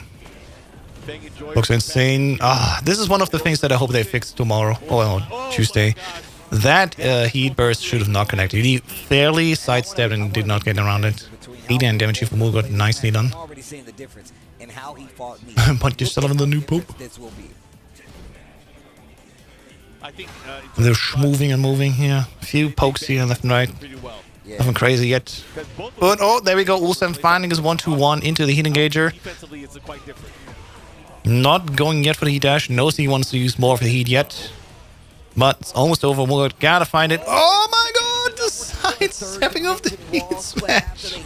What a read from Mugold here. Insane. Keeping it open. Breaking that guard and that wall. That's wall splitting here. Getting even more damage off him. Now look at how quickly. Oh my god. Look at how quickly that turned around. Mugold at the wall. One sidestep here necessary to turn the whole match around. Look at the difference here. Look at this. There, one more interaction. Look at how low he is here. That must be like 30, 40 HP. Ulsan almost full here. Even has so much health. And it was one perfect decision here. Look at this situation. This one sidestep changed the entire match. That is insane. When he tried to wall splatting here, did not quite get it because he moved even further here. But now there comes the wall launcher. Bam, bam, heat engage. From the heat engage into the wall splat here. Into the wall resplat with the tornado move. Following up with more damage. And because he's like cycling the wall, he keeps pushing Dragunov into the wall like that. And then from this now new neutral here at the wall. Ulsan definitely in this position. We need to wait here, and this is the one with this new charge move that Mugold can do with Claudio with this enhanced state. This is what this blue marker means in the top right corner. If he charges it full and does not get interrupted, it breaks open his guard. Guaranteeing damage. That's what guard break means. Guaranteeing damage here. And then with just one interaction, getting another wall splat. Wall resplat. The shoulder here, and one last neutral here in the Oki situation where he has to wait. Lifts him up from the floor, evening the HP right now. And then just one connected mid-kick into the follow-up. And that's the round for Mugold. What a set. What a match so far already. That's the first round of this match. My god. He did everything there. Yeah, it just happened so quickly. Oh, it's the second round. Sorry, it was the second round. But still, that was an insane round, and what a comeback. Jesus. Bro, Look at the sidestep frequency. 4, the low snap kick. The frequency of attacks that we're looking at here. Yeah, most of the pro stuff is just like small jabs and then permanent You damage. see what I'm saying? It's He taken away here. Ooh, holding back, waiting for what's happening. Immediately instilled the sense of hesitation. Oh, there we go. Good sidestep read into the splat, getting the explosion from the wall. That's unique to this map here. Not the explosion, but at this location. There we go. Bam, bam. One more follow-up here. And he'd gone for Mugol. Cannot do anything anymore here. And just eating that shit damage here. And look at that. Claudio still has so much health he can recover, but no more heat activation to get it easily back. Using it enhanced here, the Starburst. Getting more pokes in here, and it's just... There we go, the last interaction. Comfort 4, neutral 4. I think it is. And around the Mugol taking the first win. Usa now a little bit of a predicament. Unlike versus Rangshu here, Usa now showing a little bit of hesitation, it looks like. Maybe can't allow himself really to do more active stuff versus Mugol. So there we go. He likes to move. He's like, my characters need wheels, baby. I need a Yeah, I wasn't in the same match. options. This is a 3D fighting game. When he And Ulsan changing to Reina? He's like, you know what? We got No, go from yes, the two-wheel to the four-wheel. Yes, I need more so it's horsepower, Ulsan's Reina versus Mugold on Claudio. Ulsan seeing a chance, taking it here, trying something different here. Feels like he doesn't have a chance with Dragunov to open up here. Let's see if Reina and her stance mix-ups can do the trick. I can't wait to see this match as a Reina player, so let's see. Alright. Oh my god. Don't complain immediately. See this close range? This Waiting up here. Jabbing here, 1-1. Difference in terms of the first game. Trying to get a tombstone here. Ooh. Going for the center mix-up, nothing yet. Yeah, there we go. Into the center too. No change yet. Quick punish here from Master 4. One of the crazy differences too, if Reina lands a launch, Heat now active here, Claudio. Oh, yeah. Almost a third gone by not using heat engager. Oof. Turn them ankles up. Do it again. There we go, not eating the interruption this time, not waiting for it. And then in Unsuko 4 here, getting heat activation. More gold. More mix-up here, keep the oppression alive, so Moore cannot use the heat anymore. Nice little Quick punish here, quick poke. into the side step forward. Oh no! Mistimed it here. Knows that you're like, oh, you're gonna So try again, this charge move where it goes like this, Claudio, he can let go earlier, and if the opponent decides to move, even if it's not fully charged, it then still wall splats and guarantees that this is what this little this is what this little timing difference does really. In the beginning, also was like, all right, I can see you charge up. I'm gonna interact a little bit, try and get out of that as quickly as possible. That's when Reina's 1-1 starts for a 10-frame startup. But if again Claudio is like, all right, you want to interact early, then he just gets the wall smash from it. Hey, miss. I'm gonna just hit the button and let Hi. Are we doing well? Mind game low 1004, sure. Dangerous whip there. engage. Nice block. Nice block. There we go. And thank you for the follow as well. Let's see here. Ooh, more pressure here. Nice. Getting the FF2 Sentai guaranteed a heat engage from here as well. Not allowing much to happen here. Mix-ups here, and he's gone out again. Got sidesteps. Moga getting combo off here, and re-wall splice once again. This time waiting out here. Not a full charge, and just accepting a little bit of chip damage you take from that. Spins the rest of the heat on the dash. Now that there's the Starburst gone from Claudio, how much he can do. Ooh, getting a little bit of a combo. I said sidestep. Poke, poke, poke, poke, poke, poke, and there we go. That's it. We're taking the round again. Once again. Usa not quite yet finding his oppression here against Mugol. Interesting. Ooh, messed up the electric wind guard fist. That's 10-frame punishable without the electric. Knee started to backdash those bad boys. Let's see it here. And there we go. Finding 1-1-2 into Sentai. Nothing of that yet. You can even go from Sentai 2 now into Heaven's Wrath like this. Yeah, there we go. Finding some plus frames here. Grabbing, that is an unbreakable throw. You have to accept it if you hit it. And going for the Oki Wake Up with the charge 3+4. Getting the counter hit of... Oh no! Oh, the Windstep free counter guarantees the combo. He didn't get it in quite. Getting... There we go. Yes! There we go. From the heat dash, following it up. That was so close. That was so clutch. After the one mistake here. Yeah, the wind step free on counter guarantees a combo, but he did not quite get it here. But I think now he's warming up here. There we go, getting that Heaven's Wrath 2 heat engager wall resplat here and going for another Oki situation. But you can also just cancel it. Oh my god.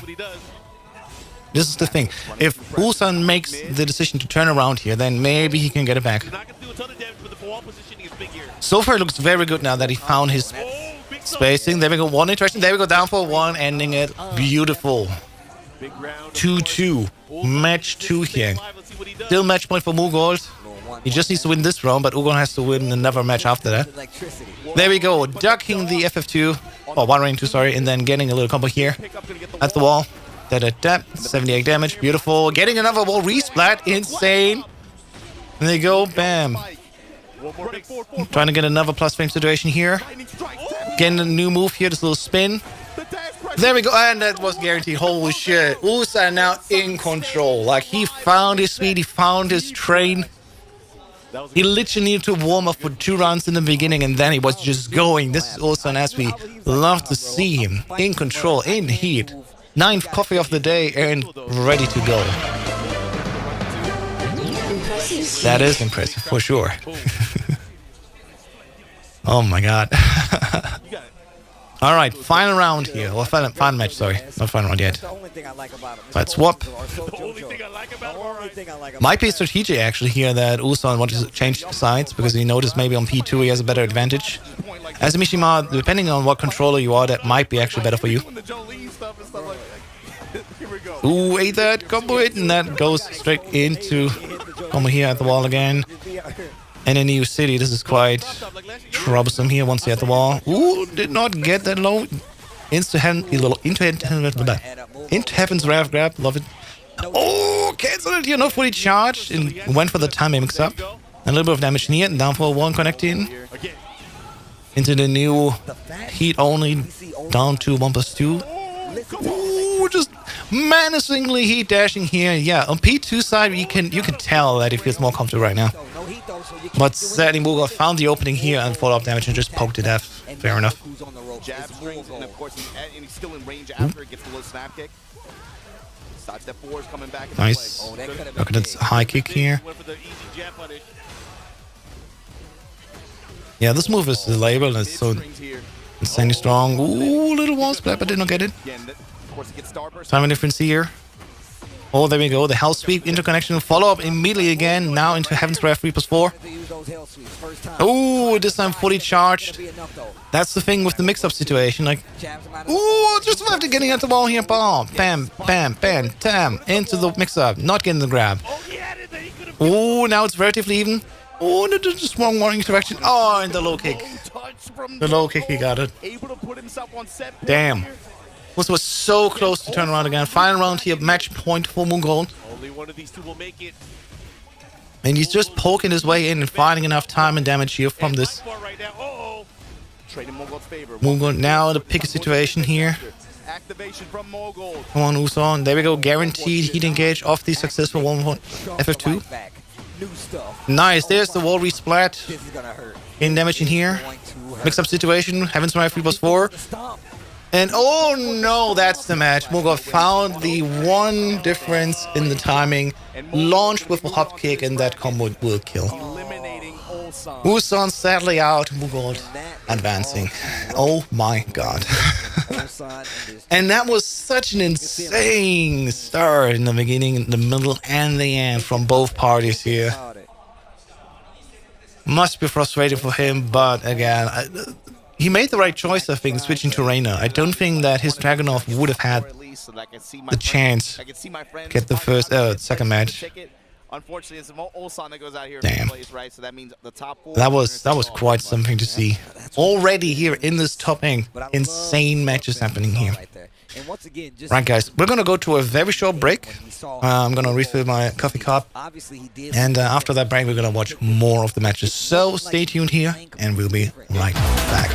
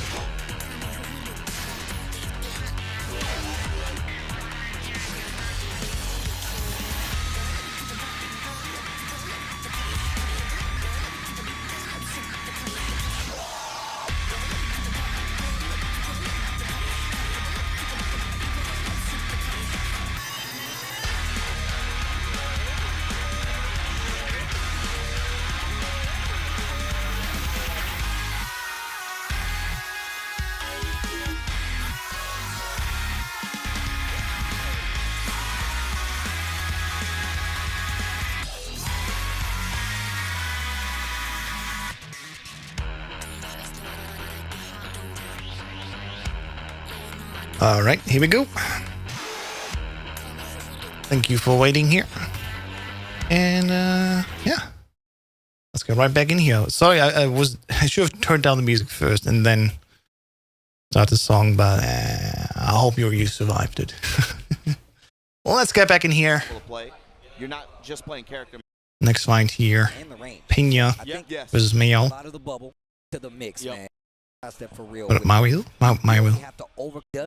Bit complicated to say when I read these words. There we go. Raven versus Jack 8. Let's see what's up here in this round. Bro, this entrance is ridiculous. Remember when he came back? I was so happy, bro. When he says, witness the results of my training, I'm like, Witness the results of my training. That was hype. He got benched. they did. Ooh, getting that Just throws in his approach. grab that's guaranteed off this hit. Oh, that's a Gamma charge not connecting yet here. Ooh, there we go. Pena finding the launcher. Yep, he's gonna get the other side. Up into the wall here. Let's see what And let's see famously having very nicely walls. There we go. Follow up. 87 damage. Love to see that. Oh my God! Be careful. Marvel just not waiting, grabbing here, not getting through. tries to go for the arm. And Pena getting another E-dash combo off to the other side of the wall. Should be able to wall explode. Oh, no, not. No, just taking the mix. No, okay, fair enough. Getting the mix in. What a duck in a Marvel getting a little bit of health back from that blocked heat smash. And oop, there we go. That armor though went through and Pena won. Using the armor from back turn. I love the fact that he has like a bevy of options from back turn. That Actually love it, but it's good. crouch stab mix-up is insane. But, oh, Gamma Charge finding its connection and heat engaging. Lee is an advance for Pena. How is that going to interact with? Man, these ninjas just sliding around there, stealing rounds. Saw immediately. And that connected. Perfect. Now willing to put it on the table, but just like that, Shadow Clones at the wall. Pena right back in here. Momentum on his side. Oh, 4-2. Rocket kick. Okay. Going back turn. Nice dunk here, not getting in. Low. Maya was just getting small interactions going, but that still works here. Make some noise, Steve. Makes some noise indeed. Fisher with the upper. This time gets the windmill kick. Yeah, Raven really strong in this game, I think, specifically because it's so mix-up heavy. You have to make your opponent guess. Back up. Ooh, Gamma Charge finding connection here into the wall spec, not quite getting through. And Pena able to get this combo off here. If he makes this work, he still has heat. I feel like Tailspin activating. Ah, dropping the combo. Unfortunate. So close. straight balling. Oh my God! And Ma will find the finish here. Let's go. That was tight. And you could have gotten it, but the tailspin already dropped too far down here that the heat activation did not come back. Nice parry. And still, Moyo was waiting. He was Ooh, waiting. ducking out the punch. My man is stonewalling. Hit him. And Ma will just letting Pena do his stuff here. Down to that. That's why he finds his way through. Now in the heat dash combo. Make some noise. Makes the noise once again back here in the tailspin, but not quite connecting to the wall. Break again. Grab again, grab again. Show him all the throw Give him breaks. hell. Take him through No, the not again, not again. Take him through All right, Pena activating heat, see what he can do. You gotta be careful. He has heat. Yo, he canceled can't the get that. heat He can't standing. get And just drop it on top of it. It's so weird because it's not an actual grab really that you can block. I think you have to just sidestep it. Electronic arms, though. You hit him with the Chuck E. Cheese arms. Ooh, the hop kick, wake up, and then we go finding from the off angle the little interaction that helped him win the round. So it's 2-2 now. First match now being decided. Testing him now with these jabs. Ooh, getting that counter hit on the low, or jumping over the rubber. Able to crush the low here and look at the We're going bam, bam. No mix up, no net. Oh, just those 2 punches in the gut. +2. Lugs. Ooh, Mal canceling here for that low jab. Try to get the wall splat, not able to do it, but Soul Zone. He dash blocked here. Not he dash, heat smash blocked. Mids here. Just one more. Oh no, not waking up in time. Pena getting that last connection and wins this first match. Confidence, I told Damn. you that's a big thing with his performances. If he starts riding that wave of energy and if he starts feeling good, it shows in his play and his decision making. You got to think about it, man. He's been keeping this bottled up. Yeah, yeah. He hasn't had confidence for a while. He's Making it work, making it work. Everybody. It's like That's what he's doing, dog. You know how it goes. He's like Eddie Murphy right now, bro. He's just like sitting in the cockpit. I've been waiting for this. He's been waiting for this. And again, it's like All right, let's fast forward to the next I match. feel like that we would be There you go. They don't care. So now, back to Coliseum. No wards nearby. Gonna really work your way towards the wards. Again, he has been Meaning also combo damage a little bit nerfed. Not quite making all the way through. Oh, Pena just casually sliding him multiple times, threatening the mix-up, and then off the wild thing to making the combo work. Let's go. Tornado and small follow-up. With the 4-4-3 there, going in the back turn. Ooh. A lot of straight hits. Whiff on the 4-4-2 there. Back turn, low step. Nice parry of that situation. Makes the noise sets it here. Now finally working off that hot fix we just had. And once again from the slide into another launcher, winning the first round. Making it work. Again, Pino's Raven is insane. There we go. And the thing with Raven is also, he looks like so fluid all the time. He's just in motion, not really standing still. There's always something happening with Raven, and that alone would be visually just overstimulating for me. While they're finding the counter and into the combo, let's see. Because the thing is, like, every character is strong on this level. Because people just make it work. And what Raven has to do is just getting the mix-ups in there. Perfectly timed the Gamma Charge parry. Holy shit. That definitely wants a nice parry sticker. That's the layer 2. That's layer 2. Fine. You want to run the barrier? I got the ninjutsu. Right? Yeah, the ninjutsu getting like, it's just quite clutch here. It's insane. Working the low jabs. Stand jabs to get up. 4-2 with the upper. Oh, charging that full crouch. Which is not quite connecting yet. Now just manually activating here. Once again, getting parried from the ninja. And once again, this time from Mao the Wasting 2 launch. Let's go. Almost done. Oh, the low parry from Pena. Off it goes. Can get quite something in here. There we go. Yep, should connect the heat smash and into the right yard. Nice, got in as well. That's probably the most you can get out of this right now, off a single low parry. And he quite took the chance to take it here. Just one more mix-up maybe, and that should be it. Let's see. Heat smash just being blocked here, and there we go. One final mix-up in the low. Damn. Pena back in the control seat now. Match point for Pena here. Jack 8 always just flexing. There you go, makes the noise, being blocked here. Gives an insane plus frame still. Oh, the interactions back and forth are insane. Pena just trying to read the ninjutsu moves. He's gotta get more active here. There we go. Mal is slowly chopping away on him. That's quite important that he gets active now. Ned back to back, makes the moves into the Gamma Charge Heat Dash, getting a combo off here, and that's Mauel's second round match points there, but also a chance for Mauel getting control back here. Making it a 1-1 if he wins this. Let's see here. One interactions, not falling anymore for the slide launcher. Somebody takes offense, the other one adjusts, brings it back to life. That's quite some charge. There we go. Off the charge, fist, you can also get a Gamma Charge now. Let's see. Mix up launch. Oh, in the air. There we go. Mario perfectly times the seed activation to get a small combo off here. It doesn't look that strong, but it's important that he got it still. And the parry. Pena's ninja parries are insanely well timed. One more interaction maybe, and that's, yep. Good block and then punish. Mario back now. 1-1 for this match. My man was just looking up like, and come on, Pena. Oh, he's asking for assistance, I think. It's the light on top of his head, bro. So look, yeah, have y'all taken a picture with the Moel glasses, bro? He has the glasses he would bring with him, and he makes the easy, coolest people. Yeah, Rangshu trying to coach a little bit here. Let's see that third and final match of this encounter. Walled up, knew that he couldn't keep up with the pace of what Raven was going to. All right, let's go. Let's go. Midnight Siege, you know it, you love it. Was very close and explosive at times. 4-2, one of the best. On that north time. Still sprinkling in the low, so he doesn't get the mix like you pointed out. The mix up. Ooh. Playing back a little bit and adding. And waiting that little slide at the bottom. Yeah, the bubbles were just worked out too. Even when Pena had like a step or something like that, still found the way to make the hit. Yeah, makes some noise once again coming in here, but this time with the armor move also having himself out. It's neutral. Yeah, Mario definitely making good use right now of that makes some noise move. And now with the 10 frame heat smash. Yeah, oh my god, that shoulder once again. Such a nasty move from Jack. Making it work. Mario now the first round in.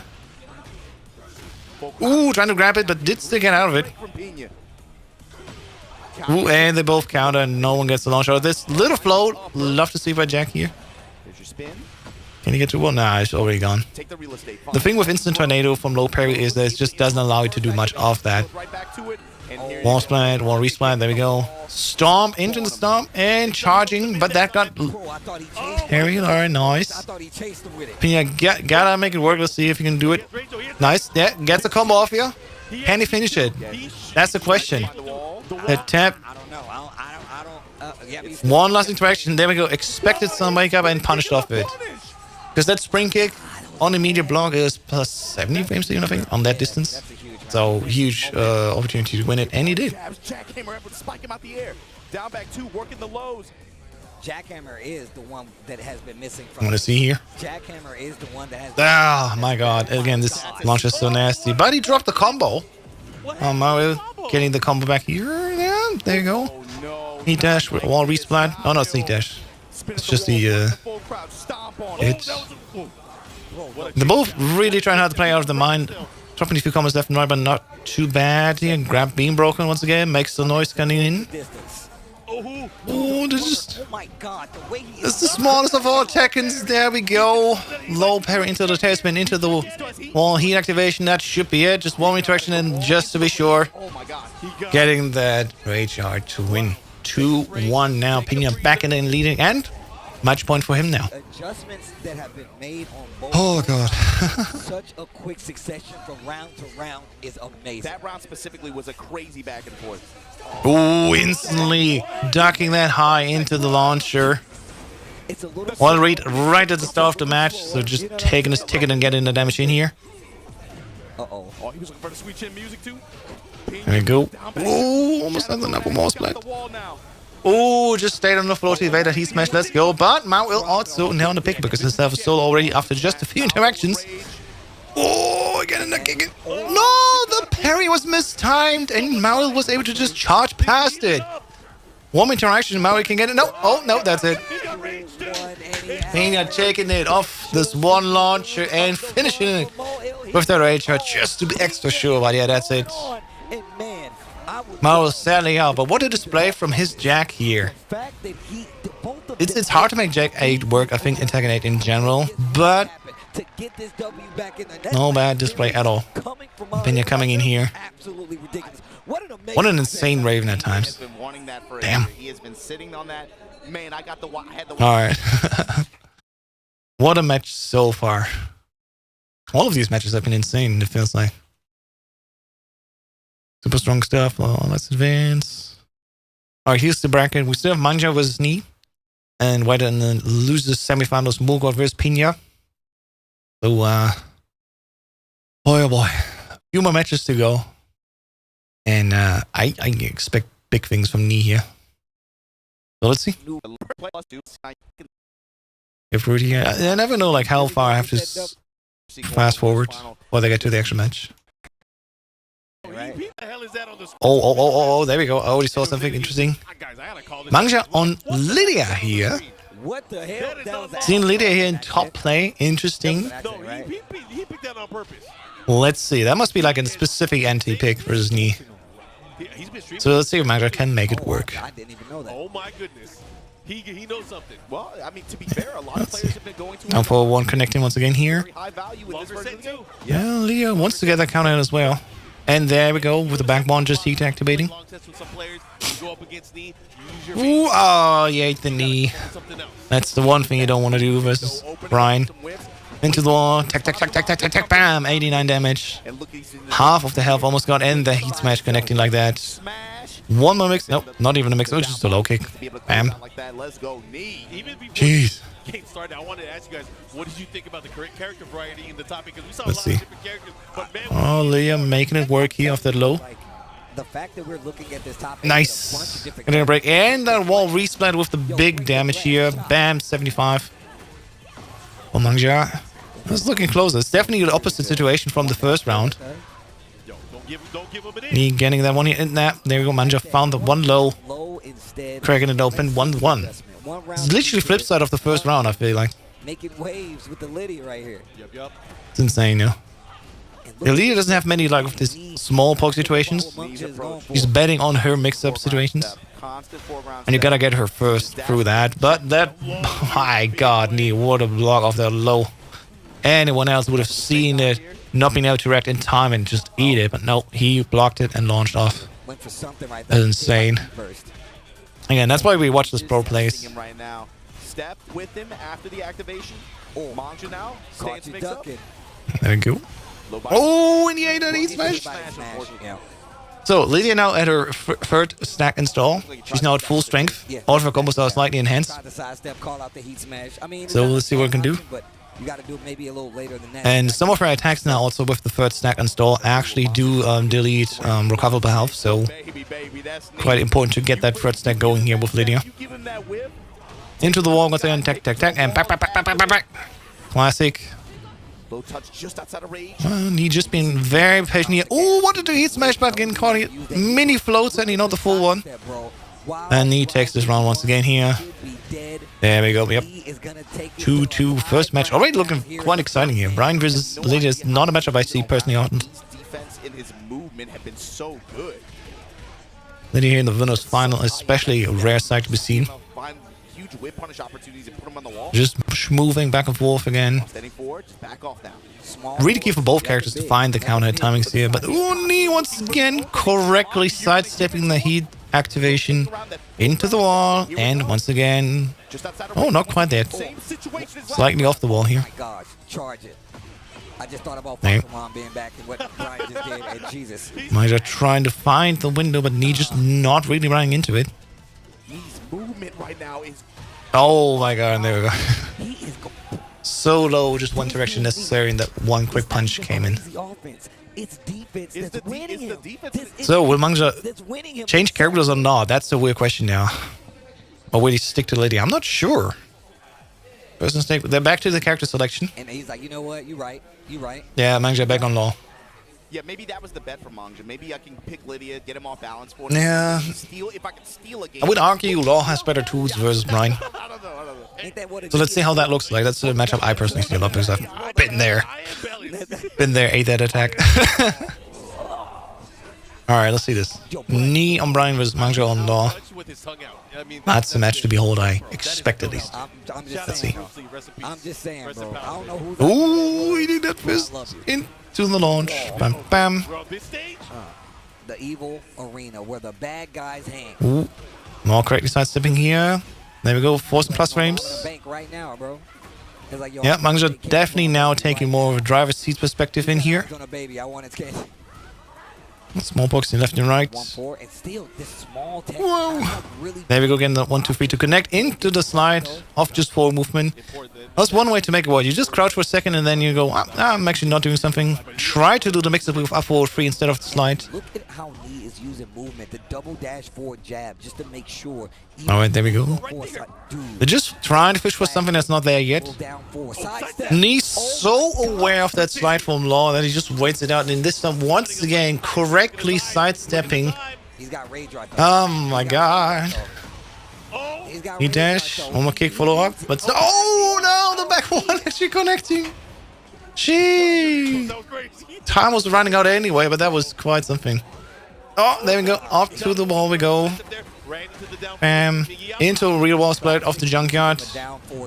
Heat activation, one more, 91 damage. That's what you love to see. Manja trying to fish something up with the Mustang 4, not quite getting it yet. Ooh, on that distance heat, smashing. Let's see. Brian very low now. Manja definitely in the driver's seat for now. Gonna go launch into the next round for sure. Oh, he guessed right. There was no follow-up of the back 1-2, 1+2. Well, the 1+2 did not happen. And he just been like, I'm not gonna let you play. And there, that's the thing with Law. He does not have to go into DSS after back 1-2, but if you expect it and you have an opportunity there. Manja now with one round on his belt. Knee getting that heat engage. He's just flipping. Not getting punished for that. Probably must have been a surprise as well for Knee. That is insanely punishable for sure. Ooh, getting the DSS one in here. There we go. You always think like, oh, sliding is not important. No, sliding is important as a warning to specifically, like, hey, always a reminder. Damn, the counter. The slide is the reminder, hey, be careful. If you don't duck, I might actually slide through and get so much damage here. Oh my god, knee! It was just like, nah, you know what? Eat that knee to the face. The Law is just sitting there in crouching position. And off that one combo, 101 damage. Holy shit. That's why he's also called Dr. Knee. Holy shit. That was an insane combo. Oh, there you go. Nice. 1-1 into the healing engage, getting some health back and sliding immediately afterwards. That's what we can do now in Season 2. Off the healing engage, we can go into an instant crouch. No, not if the second hit doesn't land. Didn't land a fun one up. There we go. Manja, come on, can you make it work? There we go, the DSS auto parry. Saving the spot here. This is where heat is so important for all players. Quick side step right knee, still had the time to block it. He dash, making most of it. Trying to get some more chip damage in. And they're moving. There's nothing else happening. Both of them know. It's like one combo launcher hits, one counter hit hits, they're dead. And Knee is slowly lowering his health down. And there we go. Manja making that slide, but sadly no work. Knee just blocked it. Going into the wall, and time's about to run out. There's not much that can happen. Oh, by 3% points. Knee takes it. Just as the timer runs out. Come on, bro. This is again why I would argue that we need to increase the time as well, not just the health. Come on, man. Steve, you get. Oh, Don't make me. oh my god. We need trouble. I'm immediately going back here. Winners final is actually first to 3, not the first to 2. So that's why we have yet another round here. I think all of the top 4 are first to 3 this time in 2025. That's it. That's the one. You still gonna take some chip damage. Once again, Knee being eaten here. Wall close enough to make it work. There we go. Tailspin into the wall. Heat activation. Bam. Bam. They're just both crouching. I love to see it. And he still got the heat active. Oh, that's the unfortunate situation. When you crouch and Brian does his heat smash, you just ate it. Oh, perfectly blocked. The banana peel. Oh, that's punishable for sure. Good old 1-1-2. Wow. Eating the dragon hammer. Oh, the perfect sidestep 3+4 just when he needed it. So close to the wall. Back into the re-wall splat. They're gonna bam, bam, bam, bam. Look at that damage. And one last down back 3 to win. This is the Manja I need as a Law player. Let's go. I don't like what you said about my haircut last year, so let me come back. It's quite tricky. Like, Brian wants to get counter hits, but Law also has some counter hit strategies here. Doing the full 1-3 into DSS 1. If that counter hits, bail combo damage as well. Getting hit by that coconut hurt. Oh, that hurts. Not quite at the wall yet, so there's more mix-ups happening here. Ooh. Oh gosh, there we go, bam, and into the wall. Perfect now for Knee. Match point for Knee. On his way to the grand finals. There we go, DSS auto slide. Not auto slide, but like slide step into slide. He gave him a charity perfect before that. That's messed up. There we go. Oh, and once again, the Knee coming in. Manja being too comfortable, thinking too much. He's in control, and Brian just saying, nah, actually not. Unfortunate drop there for Knee, but he has the wall positioning, which is, of course, that's the thing. Oh, nice. Nice of the parry here and counter.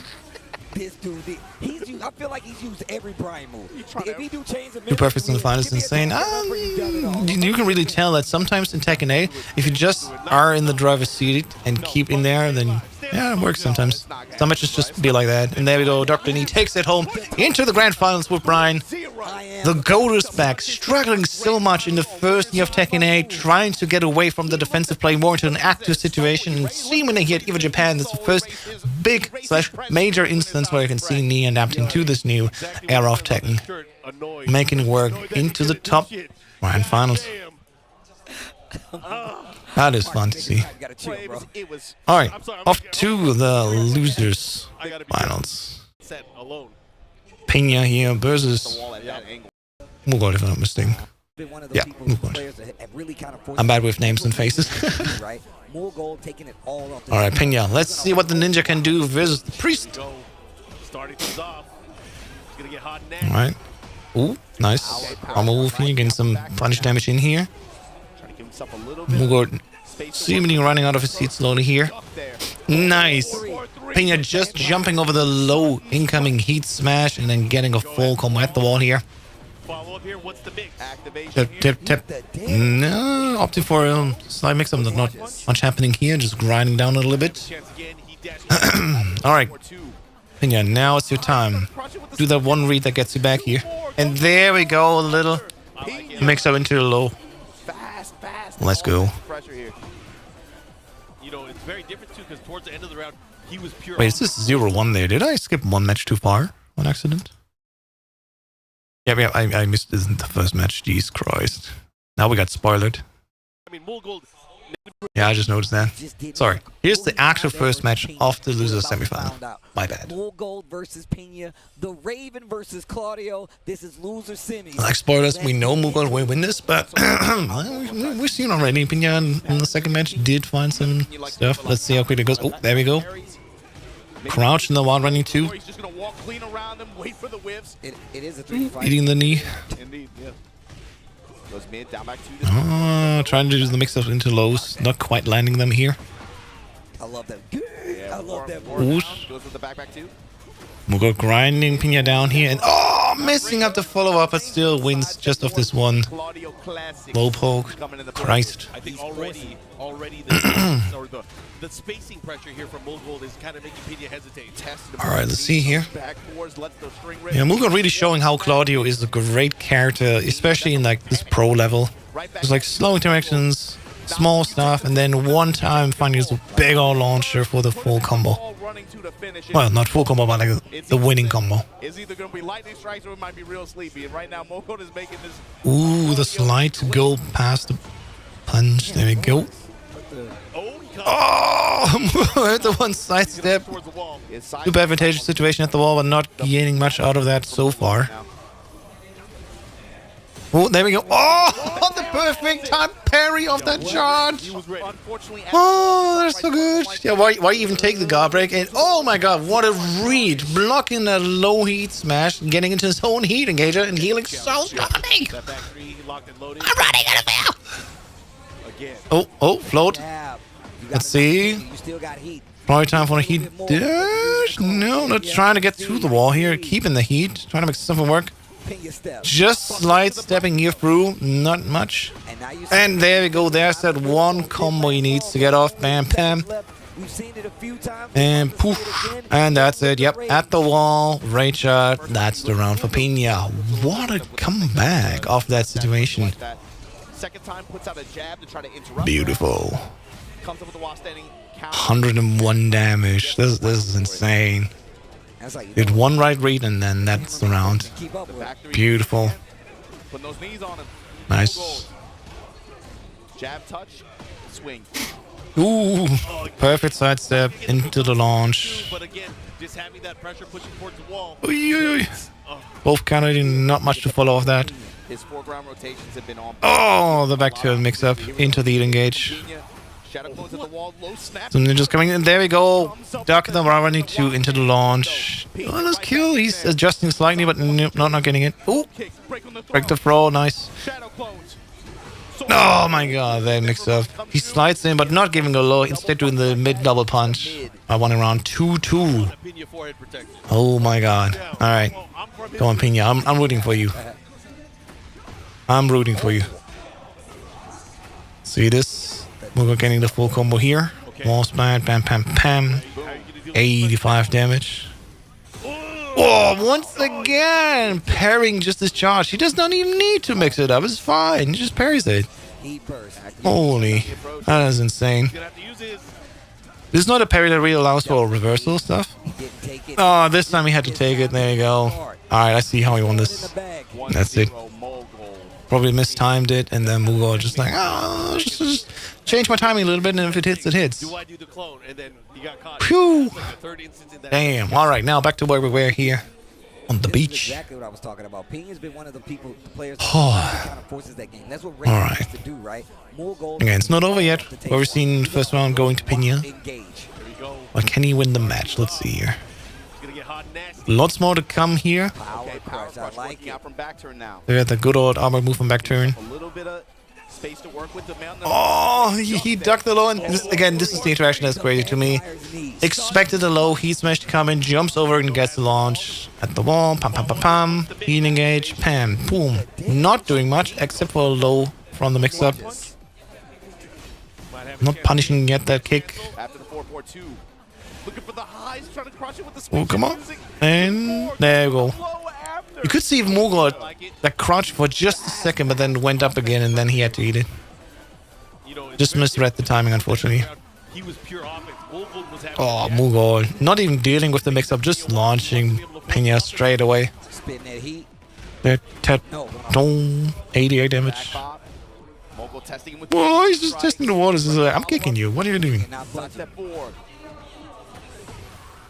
No, classic no mix-up. And there we go. Mogul back in the seat. Mogul closes Bam. it out with a perfect nonetheless. This first Whew. game, one round. Perfect after perfect. Let's see it here.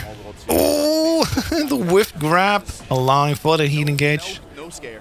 That's what we're in the patch notes as well. If a grab is whiffing, should be done easier to save it. And oh no, reading that low. Still ready. The low kick wake up and launching off that. Should go to the wall. There we go. And wall finisher here makes it definitely strong enough, but not that strong that it would kill. Float and they interrupt. Once again. Let me get some more heat. Yep. You won't see this coming. Let's do this. Come on. Pena, get this round. Just waiting for the Starburst to run out. Ooh, eating the grab, unfortunately.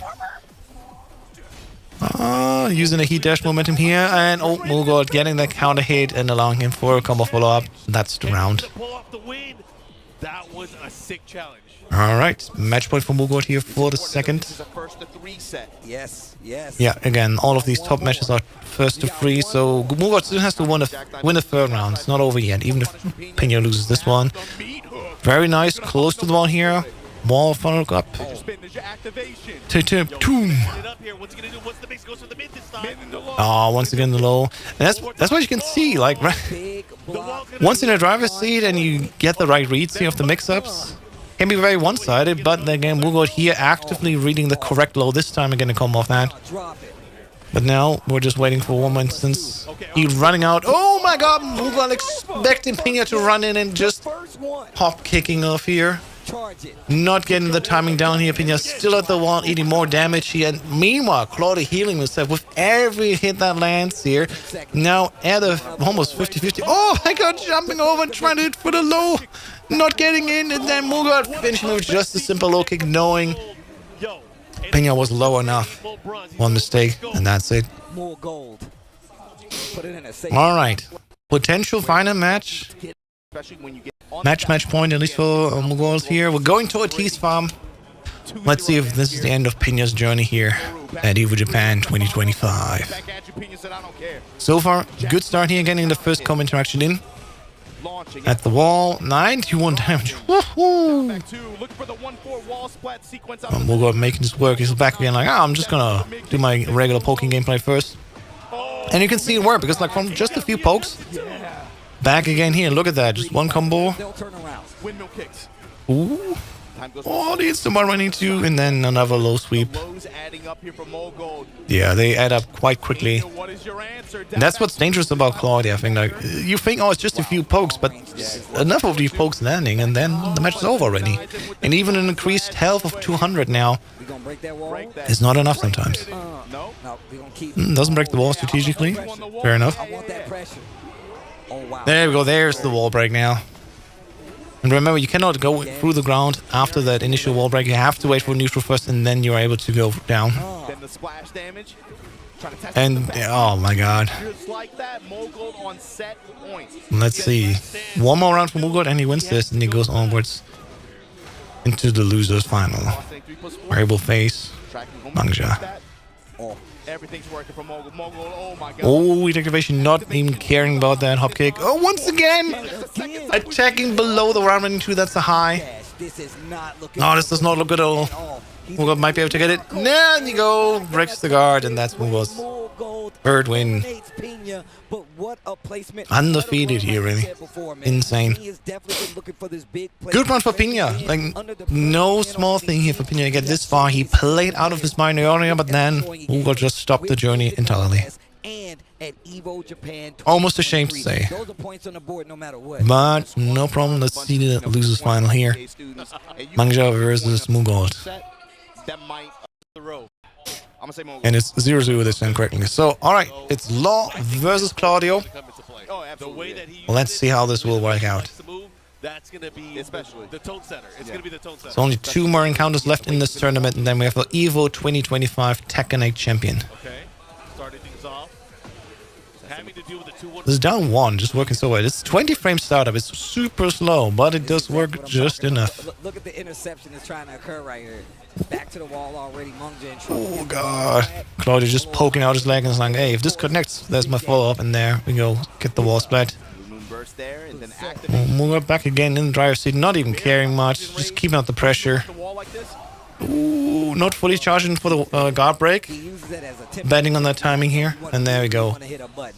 It's just enough of these one stretches that Mughal gets, and then gets in the win. It's insane. Mangja not really having much of a chance here. Slowly finding something in here. Successfully breaking the throw. Love to see it. 1, 2, 3, not connecting at all. Look at these people just going back and forth. Few low pokes on Mughal. Not letting Law interact at all here. Nice. Oh, the parry coming through, but trying to do DSS 3+4-4. Could have hinted interacted, but there we go. Just manually activating heat here as the last ditch effort, I want to say. Back 1-2 into DSS 4, and then eating the 1-2. That's enough damage. Oh my god. Come on. 2 rounds in already. Nice. A bit of a last standing free mix-ups here, leaving a +17, which is insane. Want the free connecting. Again, trying to bait out here, not quite getting the back turn 2-2. Pushing, there we go, punishing with the wall splatting 3-4. Nice. Now that's the combo you want to see as Law. Oh my god, and once again, Claude just fishing and actually finding that counter hit. It makes it so circular. Side step 4 again. Running 2 at the wall this time. Not charging it. Oh, you could tell, yeah. I just looked at the heat bar and was thinking, yeah, he's probably going to heat smash. And he did. Grab, break. Oh my god. Strikes. Ah. Mughal is the master of getting his turn and then making you guess, and it just works. Insane. We saw him play a little more defensively. Jesus. Just cashing out the heat a lot later in that round that then would be useful. So. Christ. Can he keep this up though, or will Mangja change his approach? Let's see. Nope, we're staying on Law. We're going to Midnight Siege. Let's see. Like if Mughal keeps on winning with Claudio like that, see. It's great to see Law at top 3 at all. I'm happy for Mangja here.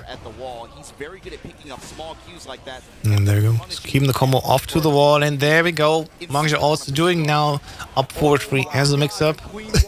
Sadly to Norway. Mughal still just doing the right things. Getting at the wall, getting the wall explosion, and like big old damage. Charging up, splitting again, combo follow-up. And that's it. Just 3 interactions really to take you down from 90% to 0%. What the hell? Ooh, that's an easy move. Nice. Mangja with the good read at the down forward 2, taking the combo in here off to the wall. Pam, pam, and ta. Ooh, heat engage. Love it. You can do that now after DSS or in DSS. Very good damage here. 94. Trying to parry but not getting it in. Oh, perfect read off the wall, running into the Mastering 2 launcher at the wall. And then he dash for follow-up, and then there we go, the down back 1+2-1 for the finisher that wins the round. Mangja, that's the optimization we love. Nice. The Bruce juice? Yo. Alright. To the dragon?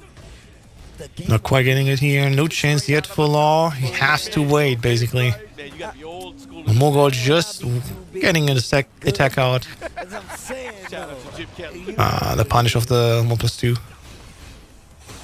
Oh, waiting the entirety, not pressing at all. At the wall. That's the biggest advantage for Mugold here with Claudio. This one charge move is insane. Mogold trying to take the second game, one round away. Just snatching the momentum. There we go. Good punish. One, two DSS for more wise training free stuff. Let's see it. And there we go. The wall splatting, heat engaging back 1-2, 1+2. Look at that combo.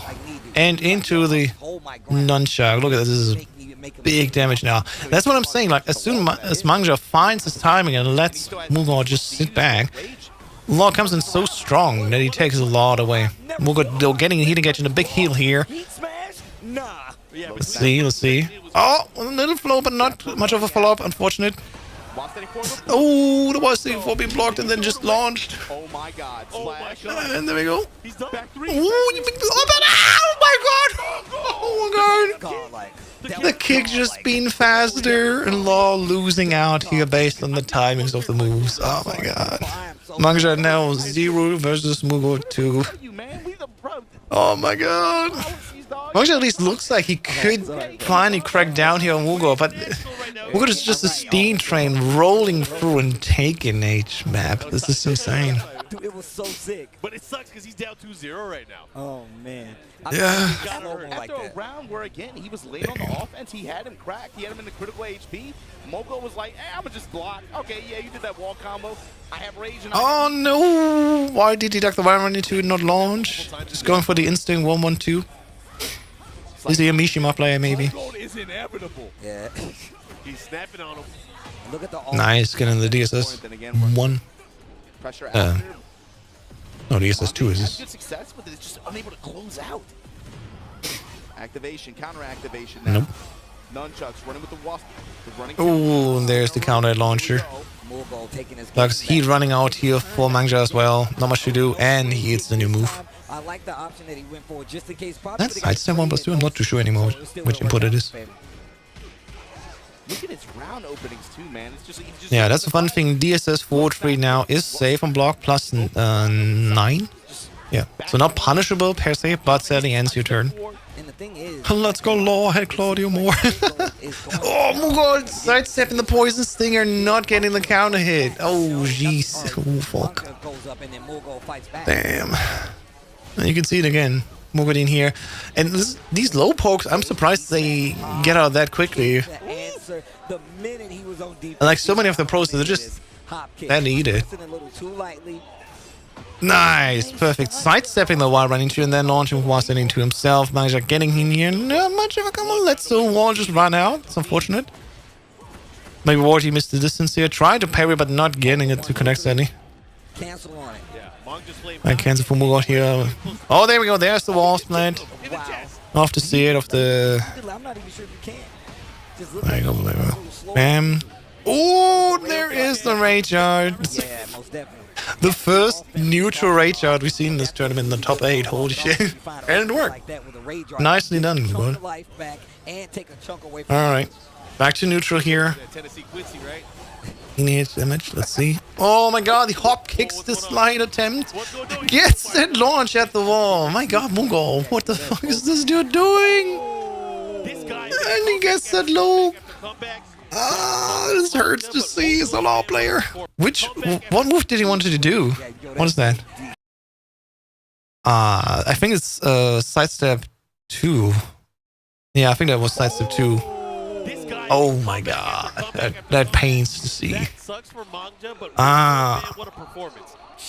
Mugo moving into the grand finals versus me. Insane. Can we get the bracket on screen one last time, maybe? Just to quickly recap that tournament. There we go. So here we go. We're going to get a rematch basically of the beginning, where in the beginning, winner semifinal, Mugo was already playing versus Ni, and Ni took it 2-1. And now Mugo fought all the way here through the losers round. The last 2 matches, he won 3-0. Against Ulsan, he lost only 1. And now we're back here where we started. It's again Ni versus Mugo. Ni on the winner's side. Oh my god. Yeah, it's way too slow. Way too slow. All right, grand finals. EVO Japan 2025 for Tekken 8. Ooh. Don't look at the screen. I'm scrolling back. I'm scrolling back. Here we go. Grand finals, it's about to go down. All right, Knee again versus Mugod. Versus the Claudio. Let's see this. Tekken 8 Japan Who will be the champion of EVO Japan? Who will it be, especially starting this 2025. Let's get it. Let's get it. Oh, Mugod fighting that mini launch. There you go. There's the counter hit, and off into the wall you go. Looking a lot better. That's what Claudio decided. That's what you're gonna do. So here we are. 81 damage done. 1-2, fetching out here more plus frames, using the Starburst. Chipping down Knee so much, but not yet enraged. There we go. There's the connection. And another launcher hitting. I like that. The jab at first. Mugod just being like, hey man, I've been driving this train for the whole week now. I'm not gonna stop. And that's what you can see. Knee in the meantime, a little bit refreshed. Had a nice break. Let's see who's more now. Let's see. Might sometimes just be that thing where like one character is like constantly fighting and staying in the zone, and the other fighter, you know, had a little break. Not quite yet back. Because Knee has the advantage here as the winner side. The Mugod has to win 2 of these first 2 frees. Oh, there we go. That new move being air jabbed out of that into the wall. Tech for small damage because of the aerial. Or the float driver. There he tried to fish, and there we go. Knee now more in the advantage, but Mugod knows, yeah, you can just poke a little bit. Whilst anyone to bam bam. Timer getting low. Oh, that one poke got him more enough. And then I think back 1. Finished the job. Damn. Oh, Mugod whiffing, but not continuing, so Knee could not punish in time here. Holy shit. Oh, sidestepping that heat engager. And this is what I was talking about. The fact that Knee's starting that. Yeah, that's what you. I think you can see it. Like Mugod is already there. Nope, I'm not taking that bait. He's in the zone all the time. He is on that win streak. And if he wins against Knee, he gets the promotion bonus. That's for sure.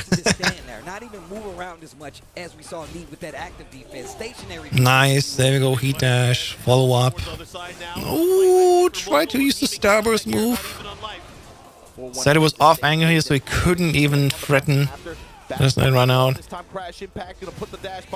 There we go. Now Claudio also in rage. Oh, the low parry. There we go. Little low parry combo. And does it connect though? It does. Right. That should kill. Mugod taking the first match after grand finals here.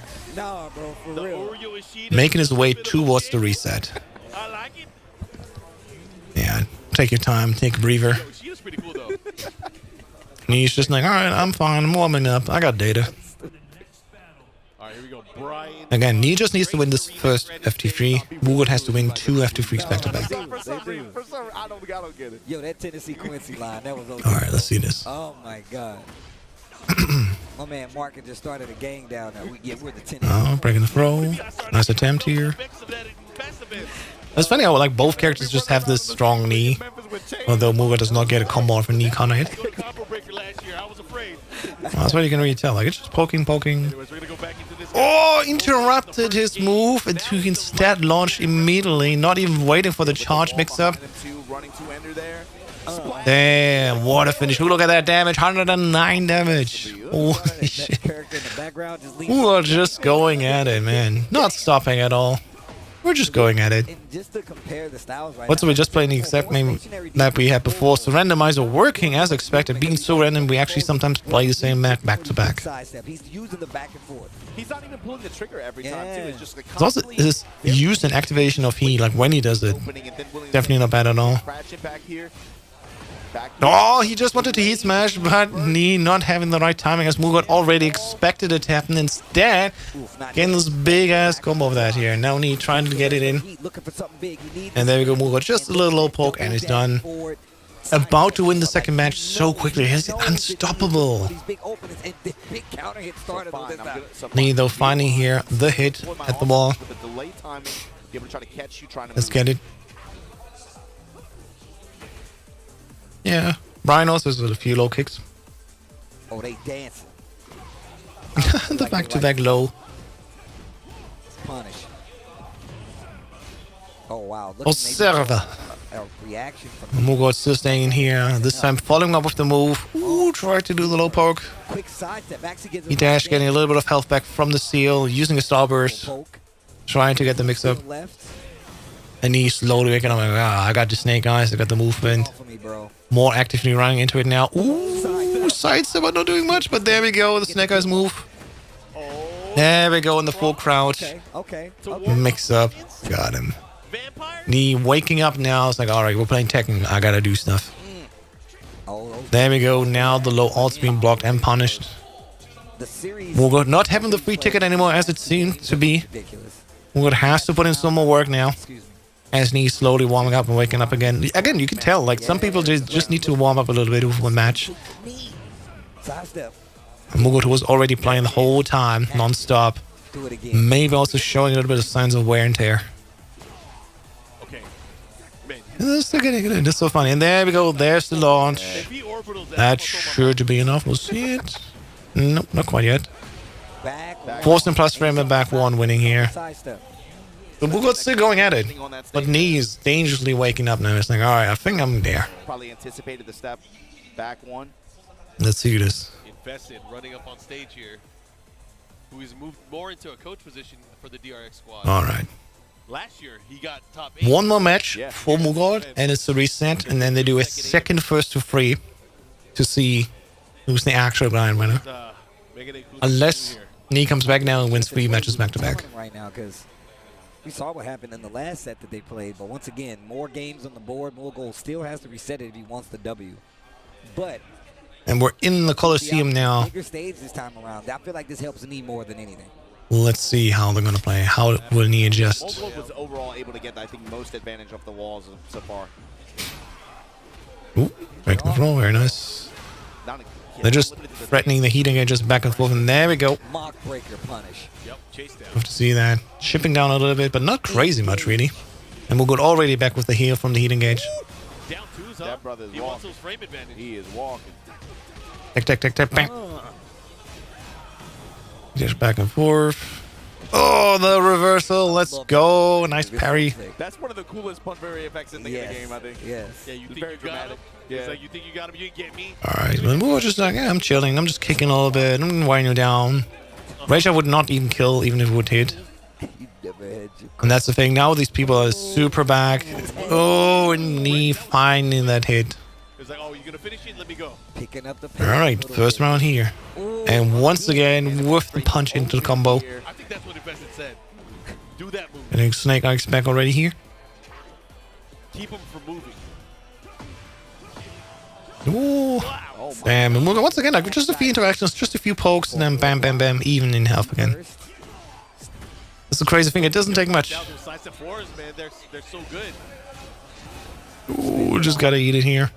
That's the thing, though. Like, you can tell that the changes they made recently, cancel. you don't even have that much chip that you get from this anymore. So it's not even that crazy if you eat it.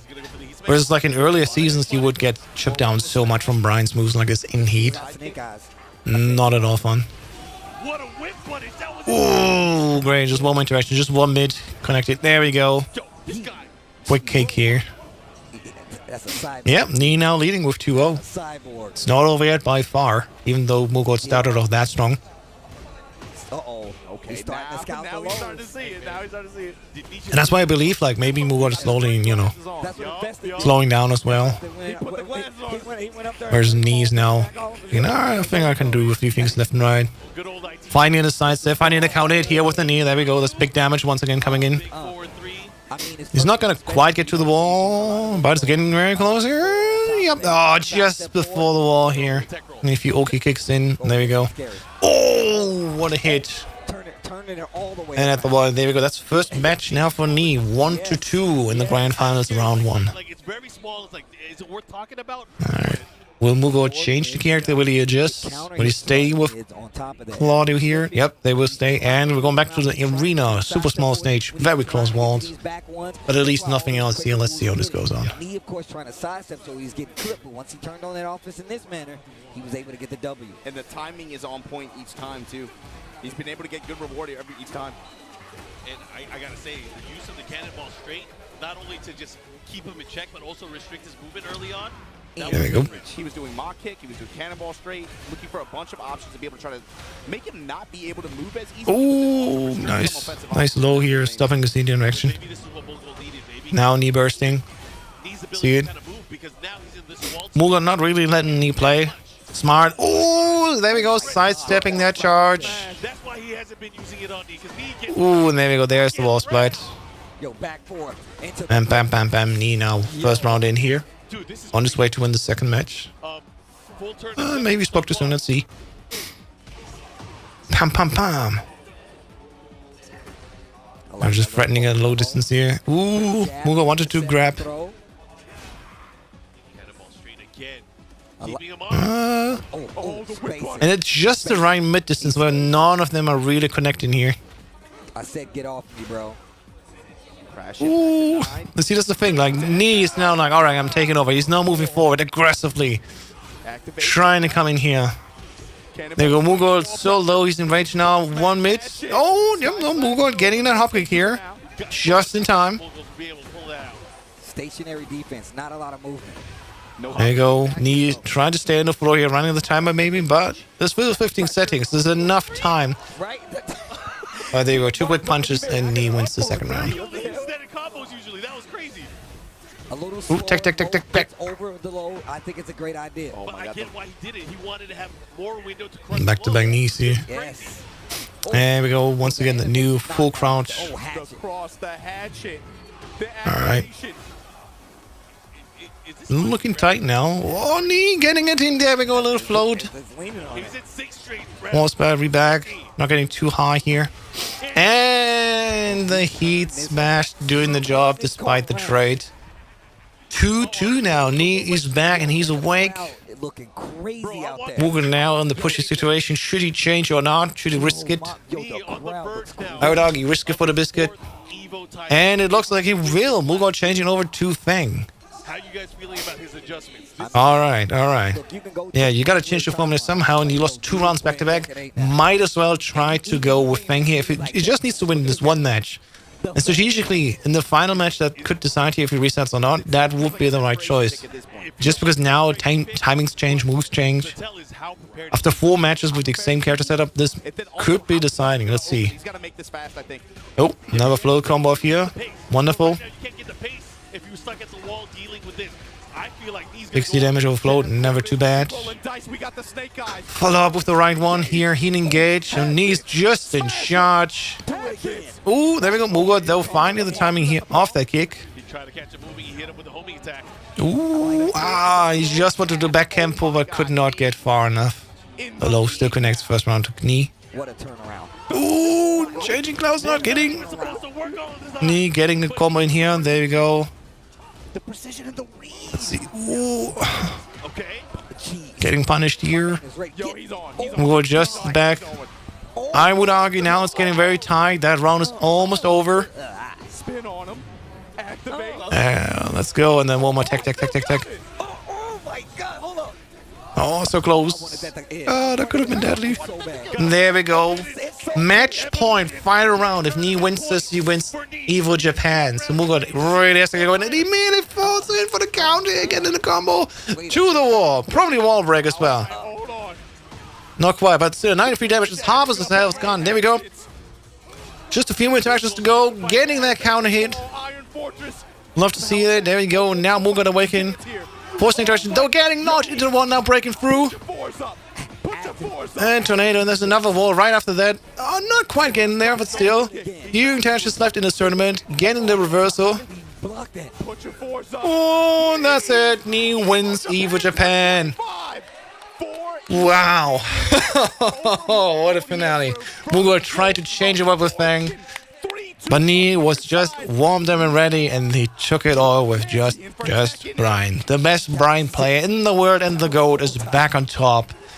And the first major tournament winner here is Nee. Put your fours up.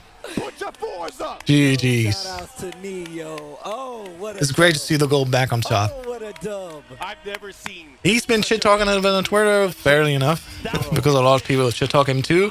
But now he has the first win of 2025 on his belt in season 2, That was crazy. and he shows he knows Tekken. He's been there all along. Can't wait how this goes on. Oh, that's gonna be a movie. Yeah, the knee rush and comeback. Love to see it. EVO Vegas is going to be. Congratulations, EVO Vegas. Nee. Welcome back on top. I would have to be there. Arsene, you got. All right, let me see what the next tournament is quickly. I'm on your ass, Arslan. Let's go. Man, Let me see quickly. Then there's a master event here, and Oh my yep, God. we have, if I'm not mistaken, in 2 weeks then Combo Breaker 2025. That's in the USA from May 23rd to 25th. And then the weekend after that is going to be Battle Arena Melbourne in Australia. So next weekend we have a break from tournaments, but the weekend after that, in 2 weeks, there's another big tournament happening, this time in the US time zone. Should be a nice Sunday evening stream to watch the finals live. But yeah, The way it did. But to me, that's just. that's it for us really. And let me lower the music first before I turn it back on. What a tournament. What an exciting return of the GOAT back on top of Tekken A. Nee, ladies and gentlemen. So much fun. So cool to see. But yeah, that's also gonna be it from me here today. Thank you so much everyone for watching. Thanks for the follows, likes. It's Mother's Day, at least here in Germany, so of course I'm gonna spend now the rest of my day with my lovely family. I'm gonna kick back and enjoy. Let's find somebody here to rate on Twitch, and everyone who's watching somewhere else, thank you for watching there as well. Catch you on tomorrow's speedrun stream or the latest in Tuesday for the Tekken 8 patch day stream.